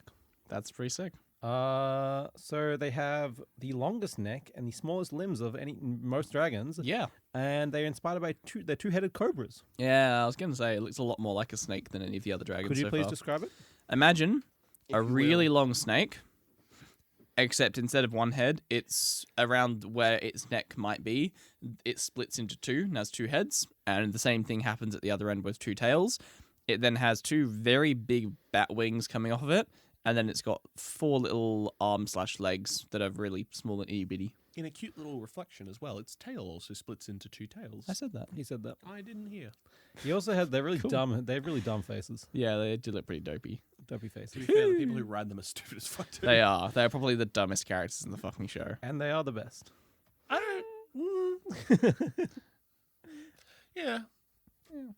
If we've learned anything from D&E, it's about having some dumb in the party makes fun. Yeah, it's true. That's entirely true. Their There's no story without conflict. key ability, as has been noted, is the ability to create a green flammable gas. Yep. And then if you light it, creates a giant explosion. Fuck yeah, it The does. gift that he's included is them riding a dragon, a green flame cloud exploding, and then a mountain blowing up. Yeah, it's pretty well nuts. The gas can be used separately to disorientate and confuse an opponent, as well as used to hide the Zippleback for an ambush. Yeah. So that's why they hunt. They hunt an ambush because they basically make a smoke and you can't see where it is, and you're confused, and then you get fucking Yeah. or just eaten. Okay, the eating part makes more sense. Because I was going to say, why would they not just gas it out and blow it up every time? Like, there's no point in hunting in the gas because as soon as you light it, everything inside the gas is going to go. Well, the explosion is more for defense. The eating is more for the Oh, for food. sure. Yeah, the explosion is for defense. Yeah. Oh. The best defense is a good offense. Yeah. Yeah, and those war crimes I'd admitted were totally in self-defense as well. It's a dragon. It's a dragon. It's a dragon. They're just doing war crimes. It's a dragon. What are war crimes to a dragon? You know what I mean? What are war crimes to a man? Oh, bad. No. Whoa. Good, weird hill to die on. Yeah. The two heads don't always agree and have separate personalities. Yep. Uh, Great this thing can lead for a to war crime committing dragon. This can lead to unreliable flyers and walkers, as they can want to go in separate directions. But when focused together, they can be quite agile and fast. Yep. They have extremely tough skulls, which they can use as weapons on their head, like a giraffe, kind of the whipping thing. Oh, yeah, yeah. They can also entwine their heads together for a greater strike. That's fucking sick. Fuck off. That's sick. I love Often that. used to confuse them. If you actually wind their head, they can get confused, but it can if they really want to. Twine the head to fucking kill Yeah. you. Yeah. Hammer strike. Yeah. With the strike. With the riders on top as well? Yeah. That's the worst merry-go-round I've It's ever not, been on. it's not often said if all these traits are from wild or with riders, but like some abilities of them won't be used with riders, some abilities will. You know? That's fair, that's fair. They use their two heads to the most advantage, though. Having one be a lookout for danger and the other be looking for food or solving problems. The heads can transfer information between each other, meaning if one is blindfolded and the other can see food, the other one will still seek out that same food. Interesting. Yeah. So they can argue and have miscommunications, but they can communicate telepathically between each other. Nice. Sometimes that head will forget the other one is even there and try to go the opposite direction. Yeah. Training a Zibbleback, you must befriend both heads and keep both heads fed and occupied, although they'll get jealous of each other. Yeah, fair. But even when trained, they tend to be very mischievous. Yeah, of course they fucking do, little rats. Yeah, little rats. They can whisper to each other and make plans. Everyone knows if you can whisper and make plans, you're gonna be more mischievous. Yeah. Two heads. Everyone knows that if you can whisper and make plans, you're going to be more mischievous. What a great quote that What is. a great quote. That's so true. Matt, you're an inspirational person. Jude, come here. I think I'm done. This is. That's gonna sound fucking horrible. I'm deliberately pointing it at the microphone. I'm gonna leave. We're making plans and being mischievous. That is the last class of dragon in the book. However, there is the fear class of dragon. Who? Okay. So the fear class of dragons are stealthy, sneaky, often have multiple heads. However, these dragons include the hideous Zibbleback, the Flight Mare, and the Snap Trapper. But this class was removed and replaced by the Tracker class, as the Vikings no longer feared dragons. They wanted to befriend them. Oh yeah, I like that. Okay. Even though some of these dragons definitely should be feared. Yep. Yeah. Definitely. I don't think you should take out the fear class. No. There's some of these dragons you really should be feared. I know the language is probably, when the dragon comes and reads your book and says, "Oh, this is my fear dragon," it's probably like not great language to be used for your friends. But I befriended the stealth bomber. So, but I get that. It's not very PC language, but there are some of these dragons I would be afraid of. Yeah. Hashtag not all dragons, but these dragons. You know what I mean? Oh my god. Don't, no. Bad. Dragon lives matter, is that what? No, oh my god. Both of you need to can it. Jesus. It's like how I respect birds, but I wouldn't want to be in a cage with a cassowary. Yeah. Don't put me in a cage because I think it's right to be afraid of a cassowary. Agreed, You know what I mean? Like I like birds, but Don't don't want to fucking be. at me. Cassowaries are not birds, they're dinosaurs. They are. That's what I'm saying. Yeah. I fear that thing. That should be in the fear class. It should. fear Yeah. class, Yeah. correct. This Yeah. is what I'm saying. Anyway, Cool. So now we're going to talk about some fucking dragons. Fuck yeah. So, first one, let's start off a little basic. These guys are really cool, but they are very unique dragons, and one of the most powerful dragons in the TV show. They are the Skrill. Skrillex. Could you please describe the Skrill? Bad looking. Just all sort, top to bottom bad. It kind of has the face of like an anglerfish, you know, of like the loads of needle sharp teeth and big smile, and like the frontal facing eyes. But then its whole body is just like a big black slug with big wings. I would describe them as an evil Toothless. I was Yeah. gonna say it looks like a Tim Burton version of Toothless. Yeah, I can get It looks that. like the Coraline version of Toothless. Yeah. So, Skrills are unique dragons that have metallic spines and use their metallic spines to absorb lightning from storm clouds and then release it as a lightning breath. Yeah. They are a strike class dragon and tend to gravitate towards storms and ride them to bring power. So it's said that a storm Yeah. will bring strike dragons. So it's Ah. Skrill's dragon, sorry. Yeah, I see. So storms are dangerous. Yep. Fuck that. Yeah. So they're also very powerful and shown to rival Toothless in the show. Yeah, I'm not surprised. That thing looks awful. Yeah. I wouldn't want to fight that. So the next one is the Bone Napper. Oh my god. What the fuck? What are you talking about? So the Bone Nappers are known to steal our bones and use them on their body for protection. Yeah. So please describe the Bone Napper. It's like if you've ever played Skyrim and fought a bone dragon, it's just that. It's just a dragon skeleton. Well, it's not quite. It's a dragon that has been attached the skeleton of other dragons on top of it. Yeah.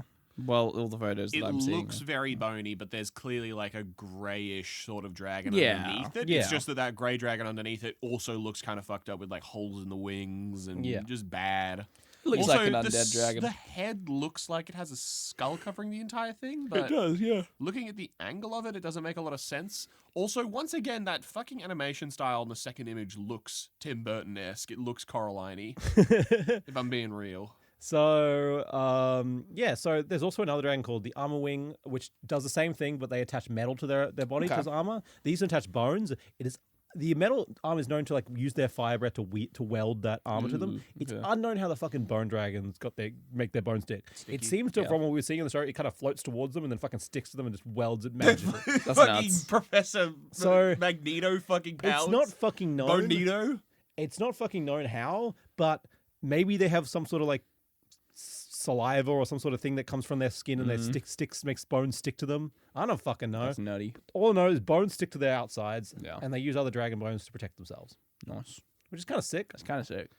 It's the only way to make a bone dragon not be magical. In this world. Yeah. Yeah, they just psychically, telepathically make the bones float towards them and then stick to their bodies. That's not magic. Not It's not magic, It's yeah. called science. Called Look it up. science. It's called rock hard mag- science. Look it up. There's also You're rock hard. on a similar note, there is Fuck the up, of course I am. sword stealer dragons, which I believe have not appeared in anything but the game, from what I Okay. know of. Ooh. I don't like it. They are a metallic, completely metallic dragon that uses metal and adding layers to themselves armor, very similar to the armor wing, but they're basically known to layer themselves in armor. So this is why they're called the sword stealer, is because they are magnetic and swords go to them. So you're telling me the sword stealer steals swords? Yeah. Whoa. That's totally So dragon yeah, they coded, actually man. layer themselves up and completely magnetic. So they're really cool. They're made of layers and layers of steel. Yeah. they look like Mecha Dragon. They do look like a mecha dragon. Yeah, they're pretty cool. Yeah. I like them. There's also one of the more unique dragons, the Silk Napper. Silk Snapper. Ooh, what the fuck? They are a That's spider-like awful. dragon that can weave webs I hate and that. hops from island to island. Can you describe that thing? Bad. It looks, from the image that I'm seeing, it kind of actually looks like a fucking slug Yep. with big, nasty, nightmarish eyes, and it's sitting in a web. I would describe it closer to like a Caterpillar, probably. Yeah, like Yeah. there's caterpillary vibes, there's sort of sluggy vibes. Yeah. It's got the multiple eyes of a spider. Yeah. They're kind of round. They are very much like a lizard spider mix. Yeah. That's what I'm thinking of. Green bearded dragons. You mean just bearded dragons? Bearded dragons? Yeah. There's green Australian ones? bearded Yeah. dragons. Like an yeah, Australian yeah. bearded dragon green, Yeah. but make it shorter and also horrifying. Yeah. Yeah. They also don't have wings. Yeah, I hate it. They're very unique dragons. They have 6 legs and have the ability to fly by ballooning themselves with air and That's floating. funny as. Shut the And fuck floating up. to- Shut the look at the fuck image in Do the- they bounce off the fucking webs as yeah. well to get a launch? I don't think so. Oh, it's not the image. There's an image online of them just floating. Nice. Oh my god! I had just a small tangent while we're here. Yeah. Fucking me! I hate WebP. WebP. in Yes, its format. WebP images, yeah. Holy shit! They can't. In Google Docs you cannot have a WebP. No. So just trying to drag every wiki photo is a WebP. Yeah. So trying to drag photos from fucking Google, so fucking annoying. Yep. I have to use the worst images. It's Anyway. very irritating. Shit. Where was I? They can float on water and they shoot webs like a breath from their mouth. Okay, cool. They also are able to climb walls vertically. They're basically like dragon spiders, and they're really sick. Yeah. They're also their weakness is fire, Of course it is. Yeah, Yeah. fucking sure, dude. which is not great in a world of That's dragons. a not. stupid fucking weakness. It's a bad weakness. So to they're have. like the worst dragon. They're bad. Yeah. Yeah. But there are some dragons who don't. live in a world of dragons and my weakness is fire. Yep. Who could have seen this demise? Why am I the worst dragon ever? I like how they jump. They kind of infest islands and jump from island to island, though. Yeah. It's kind of worse. Pretty cool. Yeah. The next one is the Dromillion, which is a dragon. That looks like someone's OC. Yeah, it really does. That is a fan art. Of the I Dromillion. know. But it is the image online is very pixelated. It looks bad, so Yeah, I didn't fair. give you that one. They're able to camouflage themselves and turn themselves invisible to the naked eye. They are very much the parrots, not counting the parrot Astro's dragon, the deadly Nada. This is the parrot of Yeah. the dragon world. Yeah. Can you describe it? It kind of just looks like almost looks like a classic dragon, but kind of almost a little bit more T-Rex like with 2 big back legs and 2 little front legs. Yep. Big long tail, like kind of almost like a lemur tail, the way it's like black striped and it's very long. Yep. 3 big horns on its head, and it's got 2 big classic dragon wings. Yeah, and they have a big sharp mouth, like a Yeah. beak. Yeah, very beak-like mouth actually. Yeah. So the unique ability, other than being able to camouflage themselves, turn invisible to the naked eye, the ability of the Dromillion that makes them unique, and especially to talk about, is they're able to copy any fire they see. That's nutty. So they once they see another dragon use a fire attack, they can copy it, which makes no sense. I was going to say, That is just magic at that point. what if you just is the- misperceive and you're like, ooh, epic. I've This got is- fucking... This is the closest to magic we see in the world because other creatures use unique abilities like being able to melt rocks in their belly Yeah. to use special attacks. Yeah. These guys can't do that. They don't have that in their They don't tummy. have to do that in their tummy, but they can produce other people's flames. Oh. So this is the closest to probably magic we see. It's insane. It's also they are incredibly intelligent and use their abilities together. Like they quickly work out how to melt dragon-proof locks together. Yep. So they are very intelligent and work as a pack to use these new fires they master very quickly to work their best. Is it just fires or can they do Skrill lightning breath? I don't think we see them use Skrill lightning breath. I think we. I was going going to to say, because that's like fires. the pull of that thing. Can they do toothless Yes. plasma? That's fucking stupid. That's his whole fucking bit. Yep. That's his whole bit. It's like you've got a guy called Gunner who's got a gun, and then someone else shows up and is like, I'll take one of those, but I can also turn invisible. Bye. Like, this is just a better dragon. Yeah. This is just an upgrade. And also, Toothless can also camouflage. The thing is, though, I will say in its defense, it needs to actively see it. Like, I imagine it can't see Toothless once in its life and then forever do Toothless's lightning. Confirm, I don't know. I didn't watch the whole episode. I just- Disappointing. Okay. All right. They're able to copy Judgment once held. they've seen it. Yeah. They might lose it after a little bit, but I It know they can feels at least like do a it. temporary copycat. Most But likely. I don't fucking know anything. If it's permanent, OP. If it's permanent, then it's the most fucked. Right? It needs to be nerfed. It's unknown. Hashtag nerf Dramillion. All I know that they show up in at least one of the episodes of the Yeah. TV show. Nice. The next one is a cool dragon called the Flight Man. Oh my, no, that is not cool. That is fucked up, dude. Could you describe the Flight Man? It has the face of a blobfish, and it is glowing neon blue, and it looks like a ghost. They basically, they look like something you'd find in the deep Yeah, underwater. it looks like a deep sea fish. Deep sea fish turned dragon. It has got a bunch of tentacles coming off in different directions. It is glowing blue with bioluminescence. Bioluminescence. Thank you. That's such a Mattism. Just throwing extra syllables in there. Luminescence. Luminescence. They look like a nightmare that can fly. Yeah. Like a flightmare. Well, dude, that's nuts. Both of them just looked at me disappointed. I was I'm happy. so proud. I was proud. I'm not. Excellent. I'm not proud. Excellent.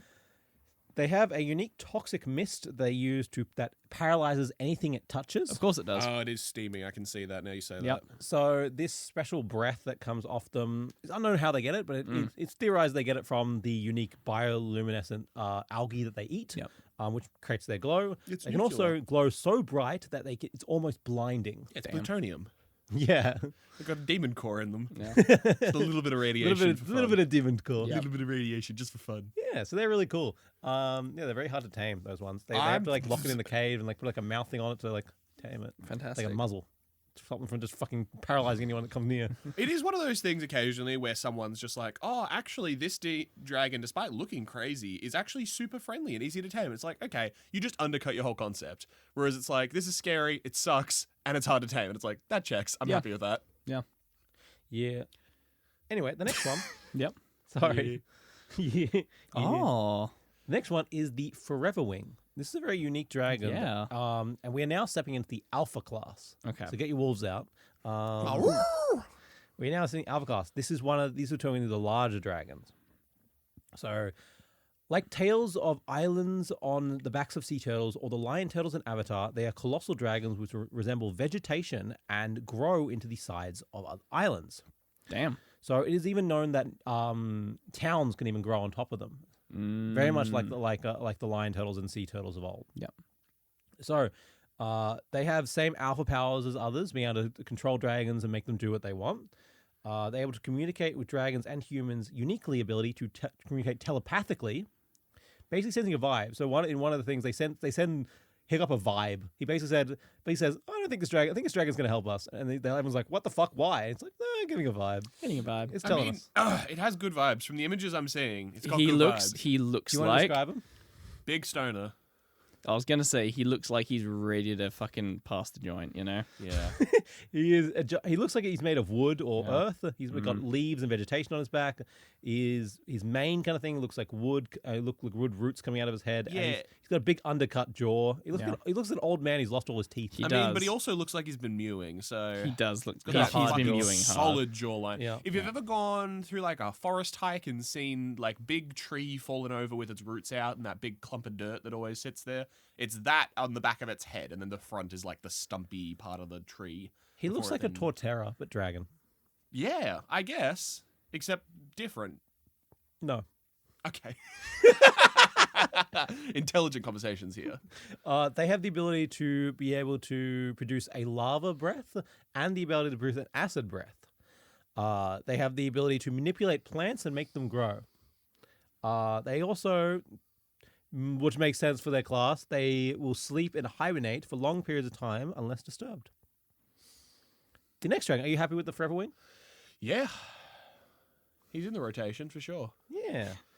So the next dragon. So that's kind of my there- God, there's a- man, you keep giving us bad ones. These are bad. These They're- look scary. There's kind of an alpha class for three of the classes: the mystery, the stoker, and the title.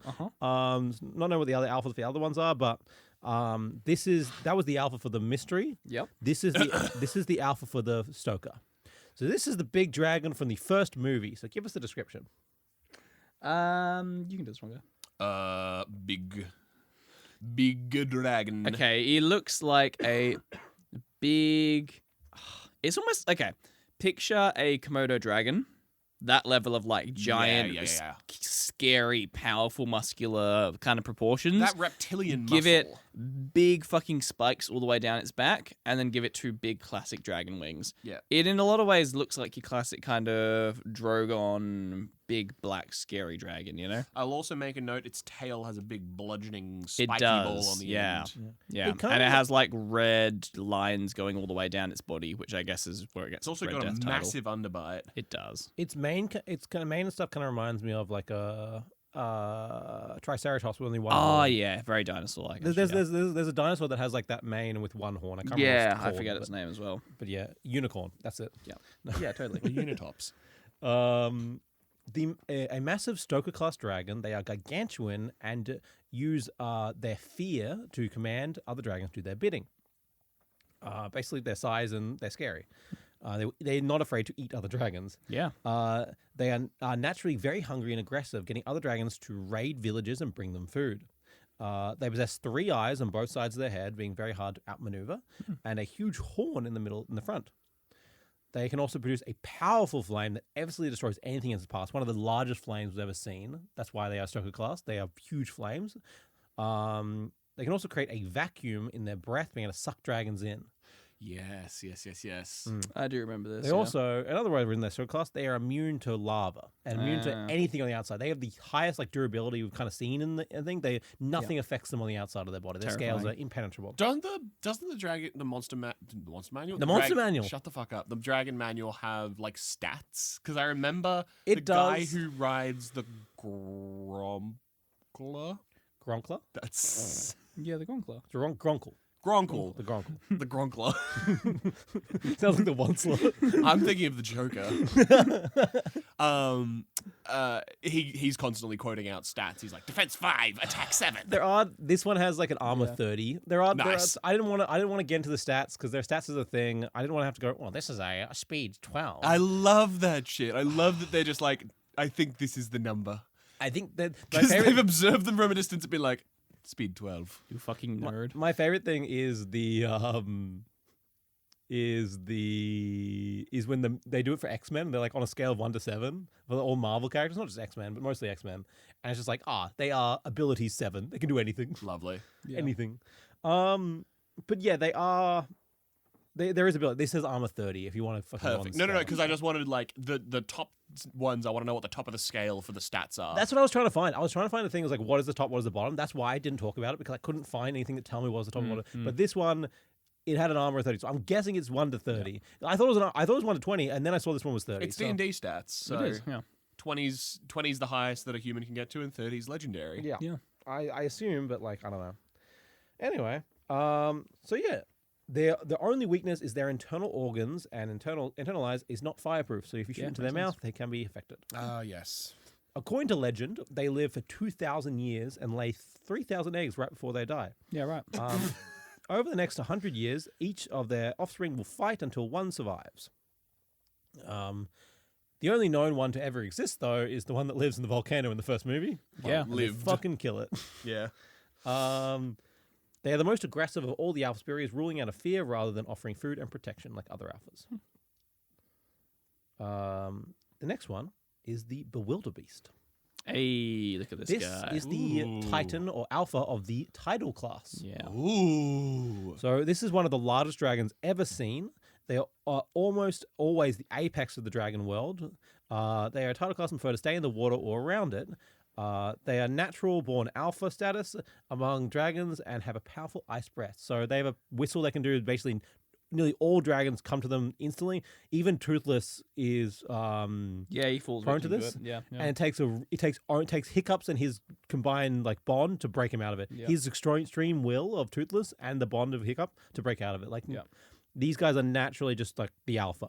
Yeah, absolutely. They also have a very powerful ice breath, which can freeze like fucking whole areas Everything, with ice. Yeah. And one of the most powerful ice breaths we see. Like not many dragons even have an ice breath. This is the most powerful we see. Yeah. They are the alpha, of course. They also have massive tusks on the front of their body, which they use to fight and dominate. each other. Yeah, it kills one of the other alphas with the tusks, doesn't it? Yeah. Yeah.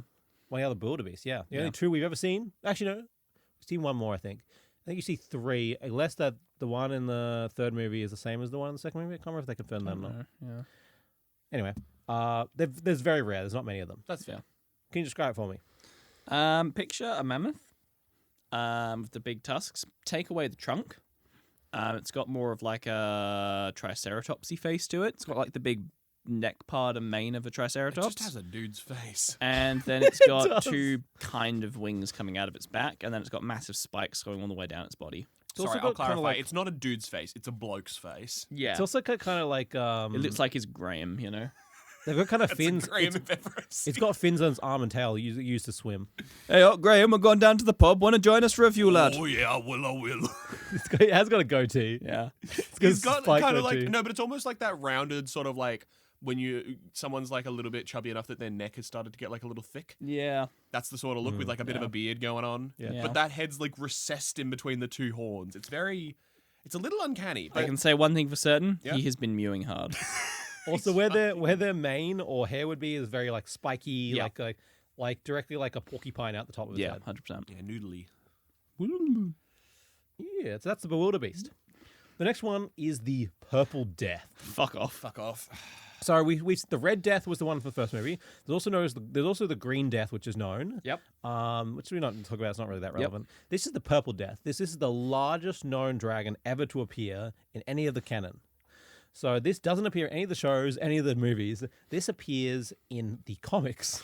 Ah. Oh. So this is they're thought to be extinct, and only one has ever shown up.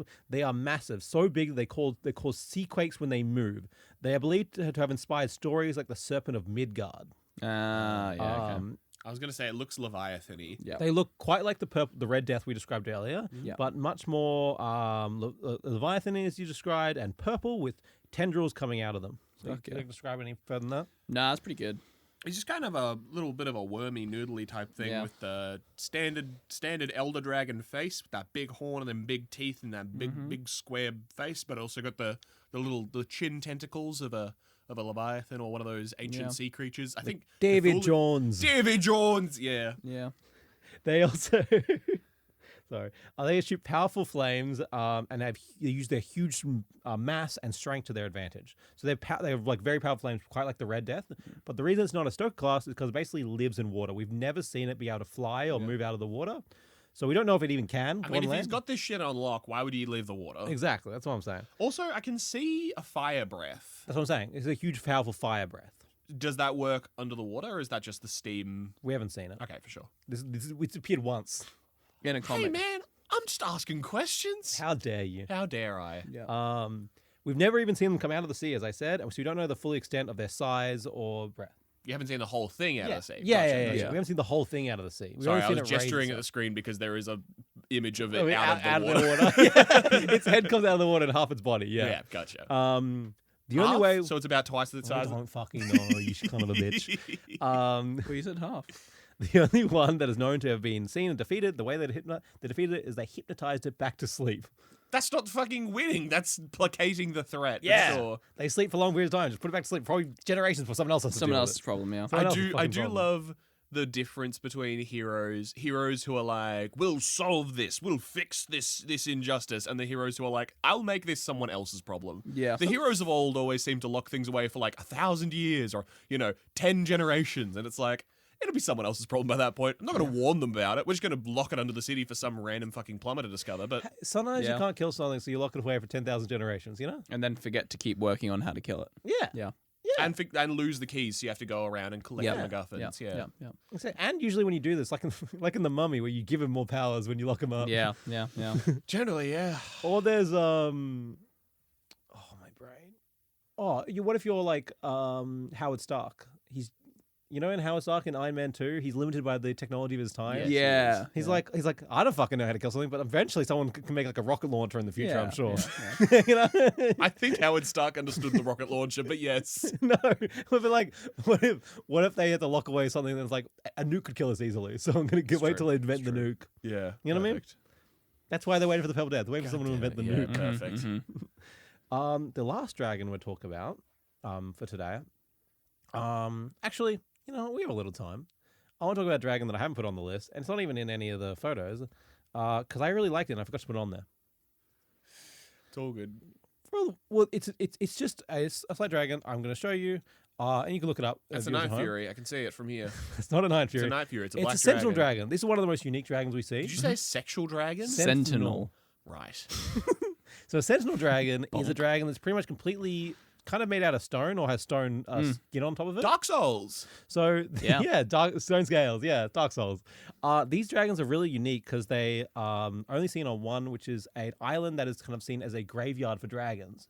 So they're basically seen as kind of they're sentinels for that island, protecting dragons who want to come to a place to die. So they have a very powerful sonic breath, which is disorients anyone who comes close to it.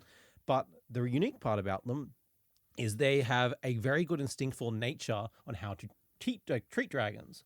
So they are blind and use their sense of smell and hearing to be able to sense their surroundings, and they are very wary of people coming because they're like, "Oh, are you going to disturb this fucking place? We're keeping people here."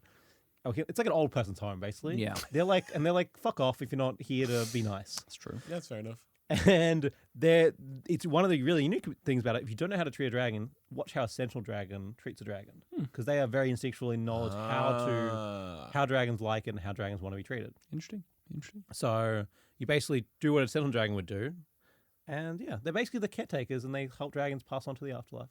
Oh, That's fucked, but yeah, cool. They're really cool. No, but the dragons eventually have to die. You know. Yeah, I guess so.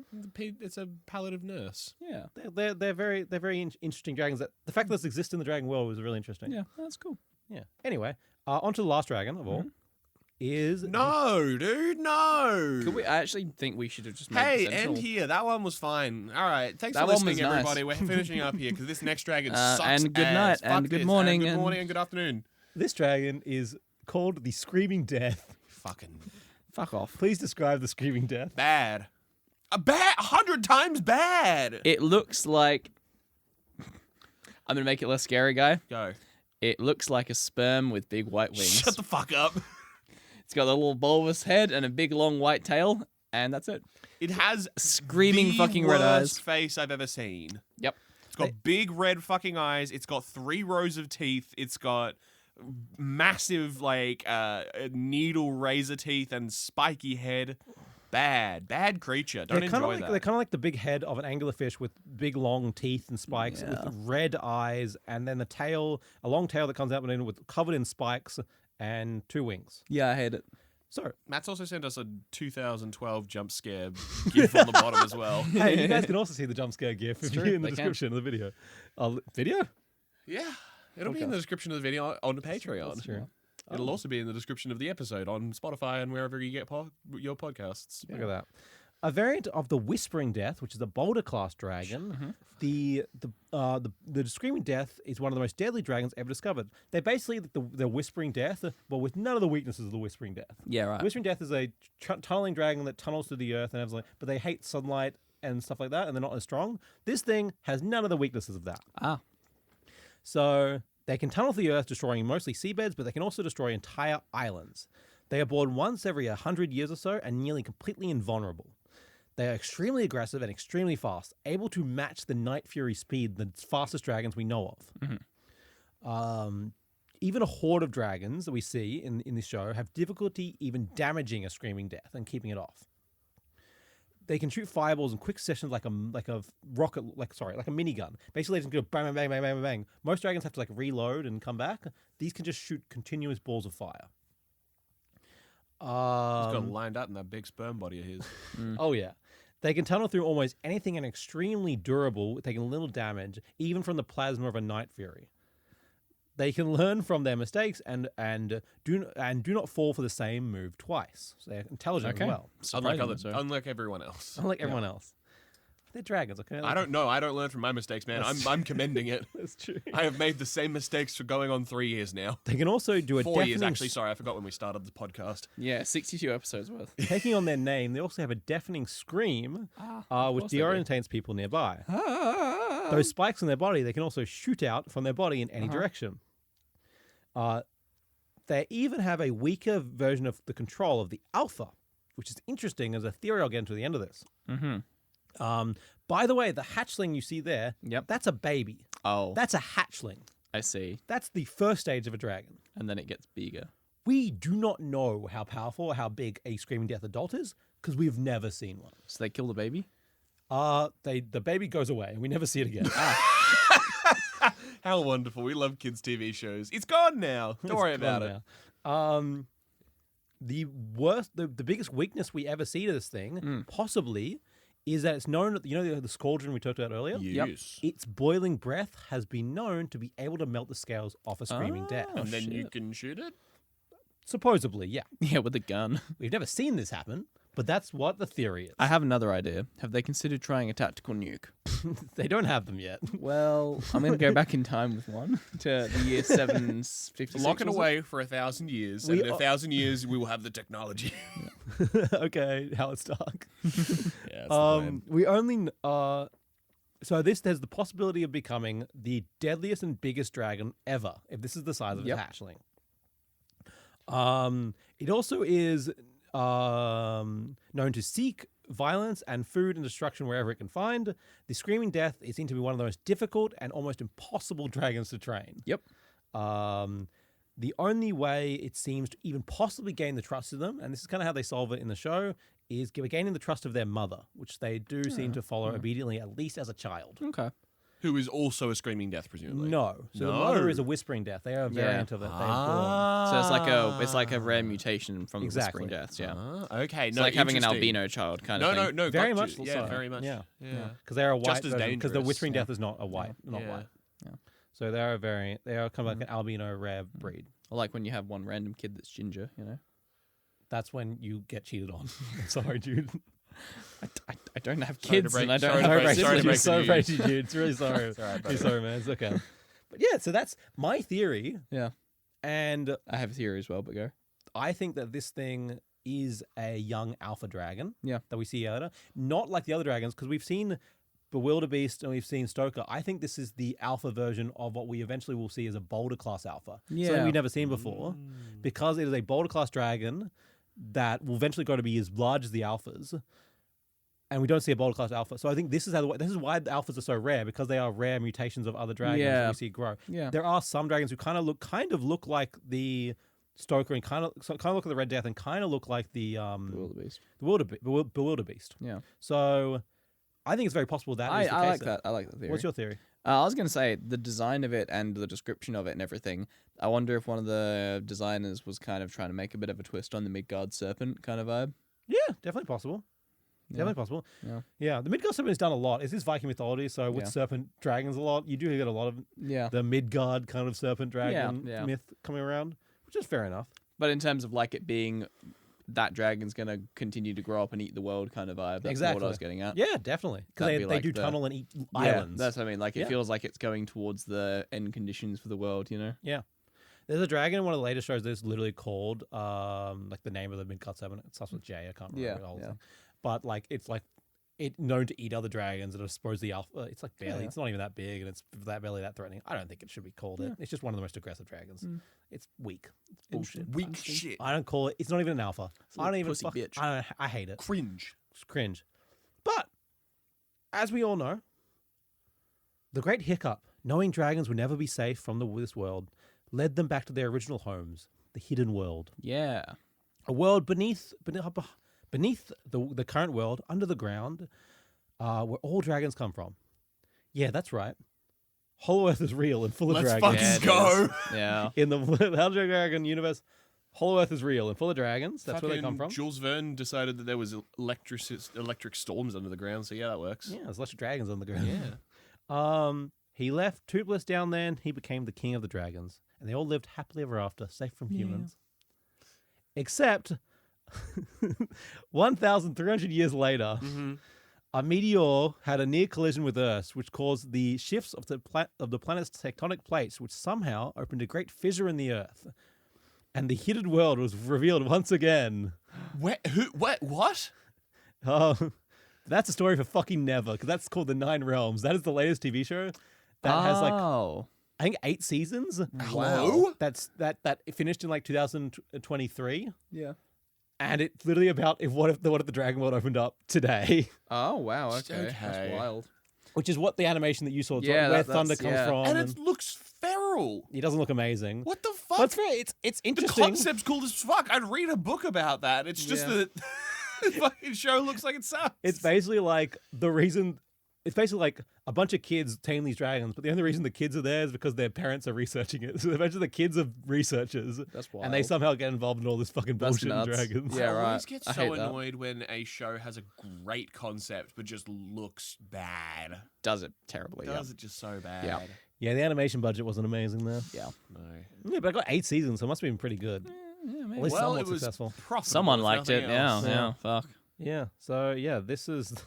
So yeah, I'll just read the description of the show. It's fucking crazy. I'm an adult.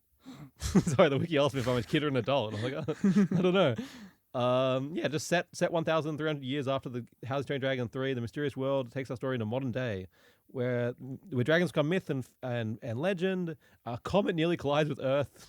Yeah, blah blah blah blah. A group of A group of teenagers have to bond with their dragons and become the new dragon riders, basically. Nice. Do they find Hiccup's skeleton on a throne? No, I don't know. One of them is the ancestor of Hiccup. No, Hiccup is Oh, his whoa, ancestor. whoa! How? He fucking locked himself under the ground. No, Hiccup didn't lock himself. Toothless went under. He was the... Sorry, misunderstood. Yes, fair Yeah. enough. Sorry, the king of the dragon was Hiccup. Was Toothless, not Hiccup. That's I think the Sorry, slip I that might slipped have up. happened. I might have earlier. slipped up. Sorry, it's Toothless who's the king of the dragons. Yeah, for sure. So yeah. Nice. Yeah, that is How You Train Your Dragon, and that's where it currently leaves us with a reboot coming in 2025. Yeah. Well, I think it's just a remake rather than a reboot, but Yeah, probably a live remake. action remake from what I understand. Do you have any questions about anything? No, summarized wonderfully. I like the dragons. I like them dragons. You are They're cool. correct. I do like a Gronkle. Gronkle. Yeah. What? We don't have enough time, obviously, unless you have a dragon you really want from this. Like Guy wants the Gronkle. I will say I What want class? the Gronkle. Rock Boulder or class. Boulder class because Yeah. I always play tank. I always play support. I enjoy a thick dragon. I enjoy a thick character. They you usually know? have the highest endurance. They of all usually have the dragons. highest endurance. I like that sort of thing. Yeah. Although I will say the fucking Stormcutter, hell of a dragon. Oh, yeah. Absolutely would get. That thing also has one of the highest endurance, especially as a sharp Yeah. dragon. That's fair. That thing's a tank. I would probably myself I would probably I would like the striker class, Like Night Fury and stuff. but Overpowered Night ones are Fury, great. it's too cat-like for me. Oh. I much prefer the Stormcutter example. I much prefer Yeah. because I love their vibe. They're very owl-like. Yeah, which I would love that. Yeah. So the Whereas the Night Fury would annoy me Very because it's so cat-like. cat-like. Yeah, Yeah, very and like cat-like. the way that you see it interact with Hiccup is very like fuck off, child. You know. and then you have at least the Gronkle is very dog-like. Yeah. Yeah. I can picture a guy with this big Gronkle giving a little belly rub. I It's don't like, know if you. Yeah, I know. It's one of those things where it's like I have preferences. You've never had a dog go. I appreciate optimization, but at the same time, I'm more committed to typecasting. And Gronkle is typecasting me to a T. Dumb as fuck, thick as fuck. What about you, Matt? I want a big dragon. You want one of the alphas? Yeah, but I also Cringe. I'm gonna put myself in a class because alpha's not a class technically. So I would like the tidal dragon. I like the ocean. Yeah, I can see that for you. Scary. I watched Whale Rider when I was young. Have you seen that movie? Yeah, we fucking watched it at school. That was our school. Did you watch it at school? Oh no, Oh, no, you were- he was in a different school from us. at yeah, that it was point. the year that we were not together. Okay, well Was I year 8. remember that. I remember just watching the kid drown. Yeah, Yeah.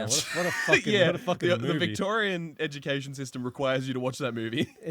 It's a Kiwi movie, yeah. It is. Yeah, it's a really good movie. Pucker, come back. Pucker and Bick. Pucker and Bick. Go watch that. That's a good movie. Yeah. It's a movie. That's the movie recommendation of the episode. Yeah, movie recommendation for the episode is Well Rider. Let's go. Well, thank That you. was fun. Well, if you can't tame your own dragons, but you can tame us, you can go to our different social medias, like TikTok and Instagram, where you can feed us comments and tell us what to do. Yeah. You can also tame us through Patreon at You Live by the Law. And yeah, the best thing you can do though, Is tame your friends. and tell them to and tell them to watch this fucking thing. Put them in a cage and make them watch this podcast. Put them in a cage. cage. Put your friends in a cage. That's the living by the law. Special. Guarantee. Special guarantee. Put your Yeah. friends in a Put friends in a cage. Yeah, cage. and it'll increase your And friendship. the number of friends you put in a cage is the number of stars stars. you should rate this episode. Yeah. So the other way around. It's got to be the number of stars you Stars rate you- us is the number of friends you can put in a cage. You're the allowed number, to. the number of stars you give us is the size of dragon that you get. There are 5 If stages. you- There if- are 5 stages of I was going to size. say the There you 5 go. stages, yeah. Yeah, he's got it. Yeah. If you're at 5, you get a Titan wing. Yep, that's it. That's pretty sick. The number of stars you give us is the number of other categories that your dragon should be in. Yeah. That's true. All of them. All of them. Yeah. All of them. The number of stars you give us is the number of breaths they get, special abilities. True. True. Because imagine being a base dragon gets 1 ability. Yeah. Ooh, you want that? You want them to have like 6 different fighting abilities, and then just and he can also turn invisible. I'm gonna use my trump card. Yeah. Trump card. Yeah. That's a very common term. I know. I was just thinking, what is the trump card in this world? I go The invisible. the screaming death. That's true. just throw screaming death at him. No, the trump card is just you can't see. It's the John Cena. You can't see me. Yeah. Jesus Christ. Oh my With all God. of that filling your fucking little brain, I wish you a good night. I hope your nightmares are delicious. Good And night. I hope your afternoon daydreaming is interrupted by thoughts of the screaming death. And before I let you go, I'm going to say just a big shout out again to our Patreons. We really do love you, and We you, do you really guys keep the appreciate law. it. We keep the law flowing, and especially to Nuke Lukum. Nuke Lukum, thank you so much. Luke Nukem, our high lawkeeper. So we really appreciate that. So high. So high. Can we get much higher?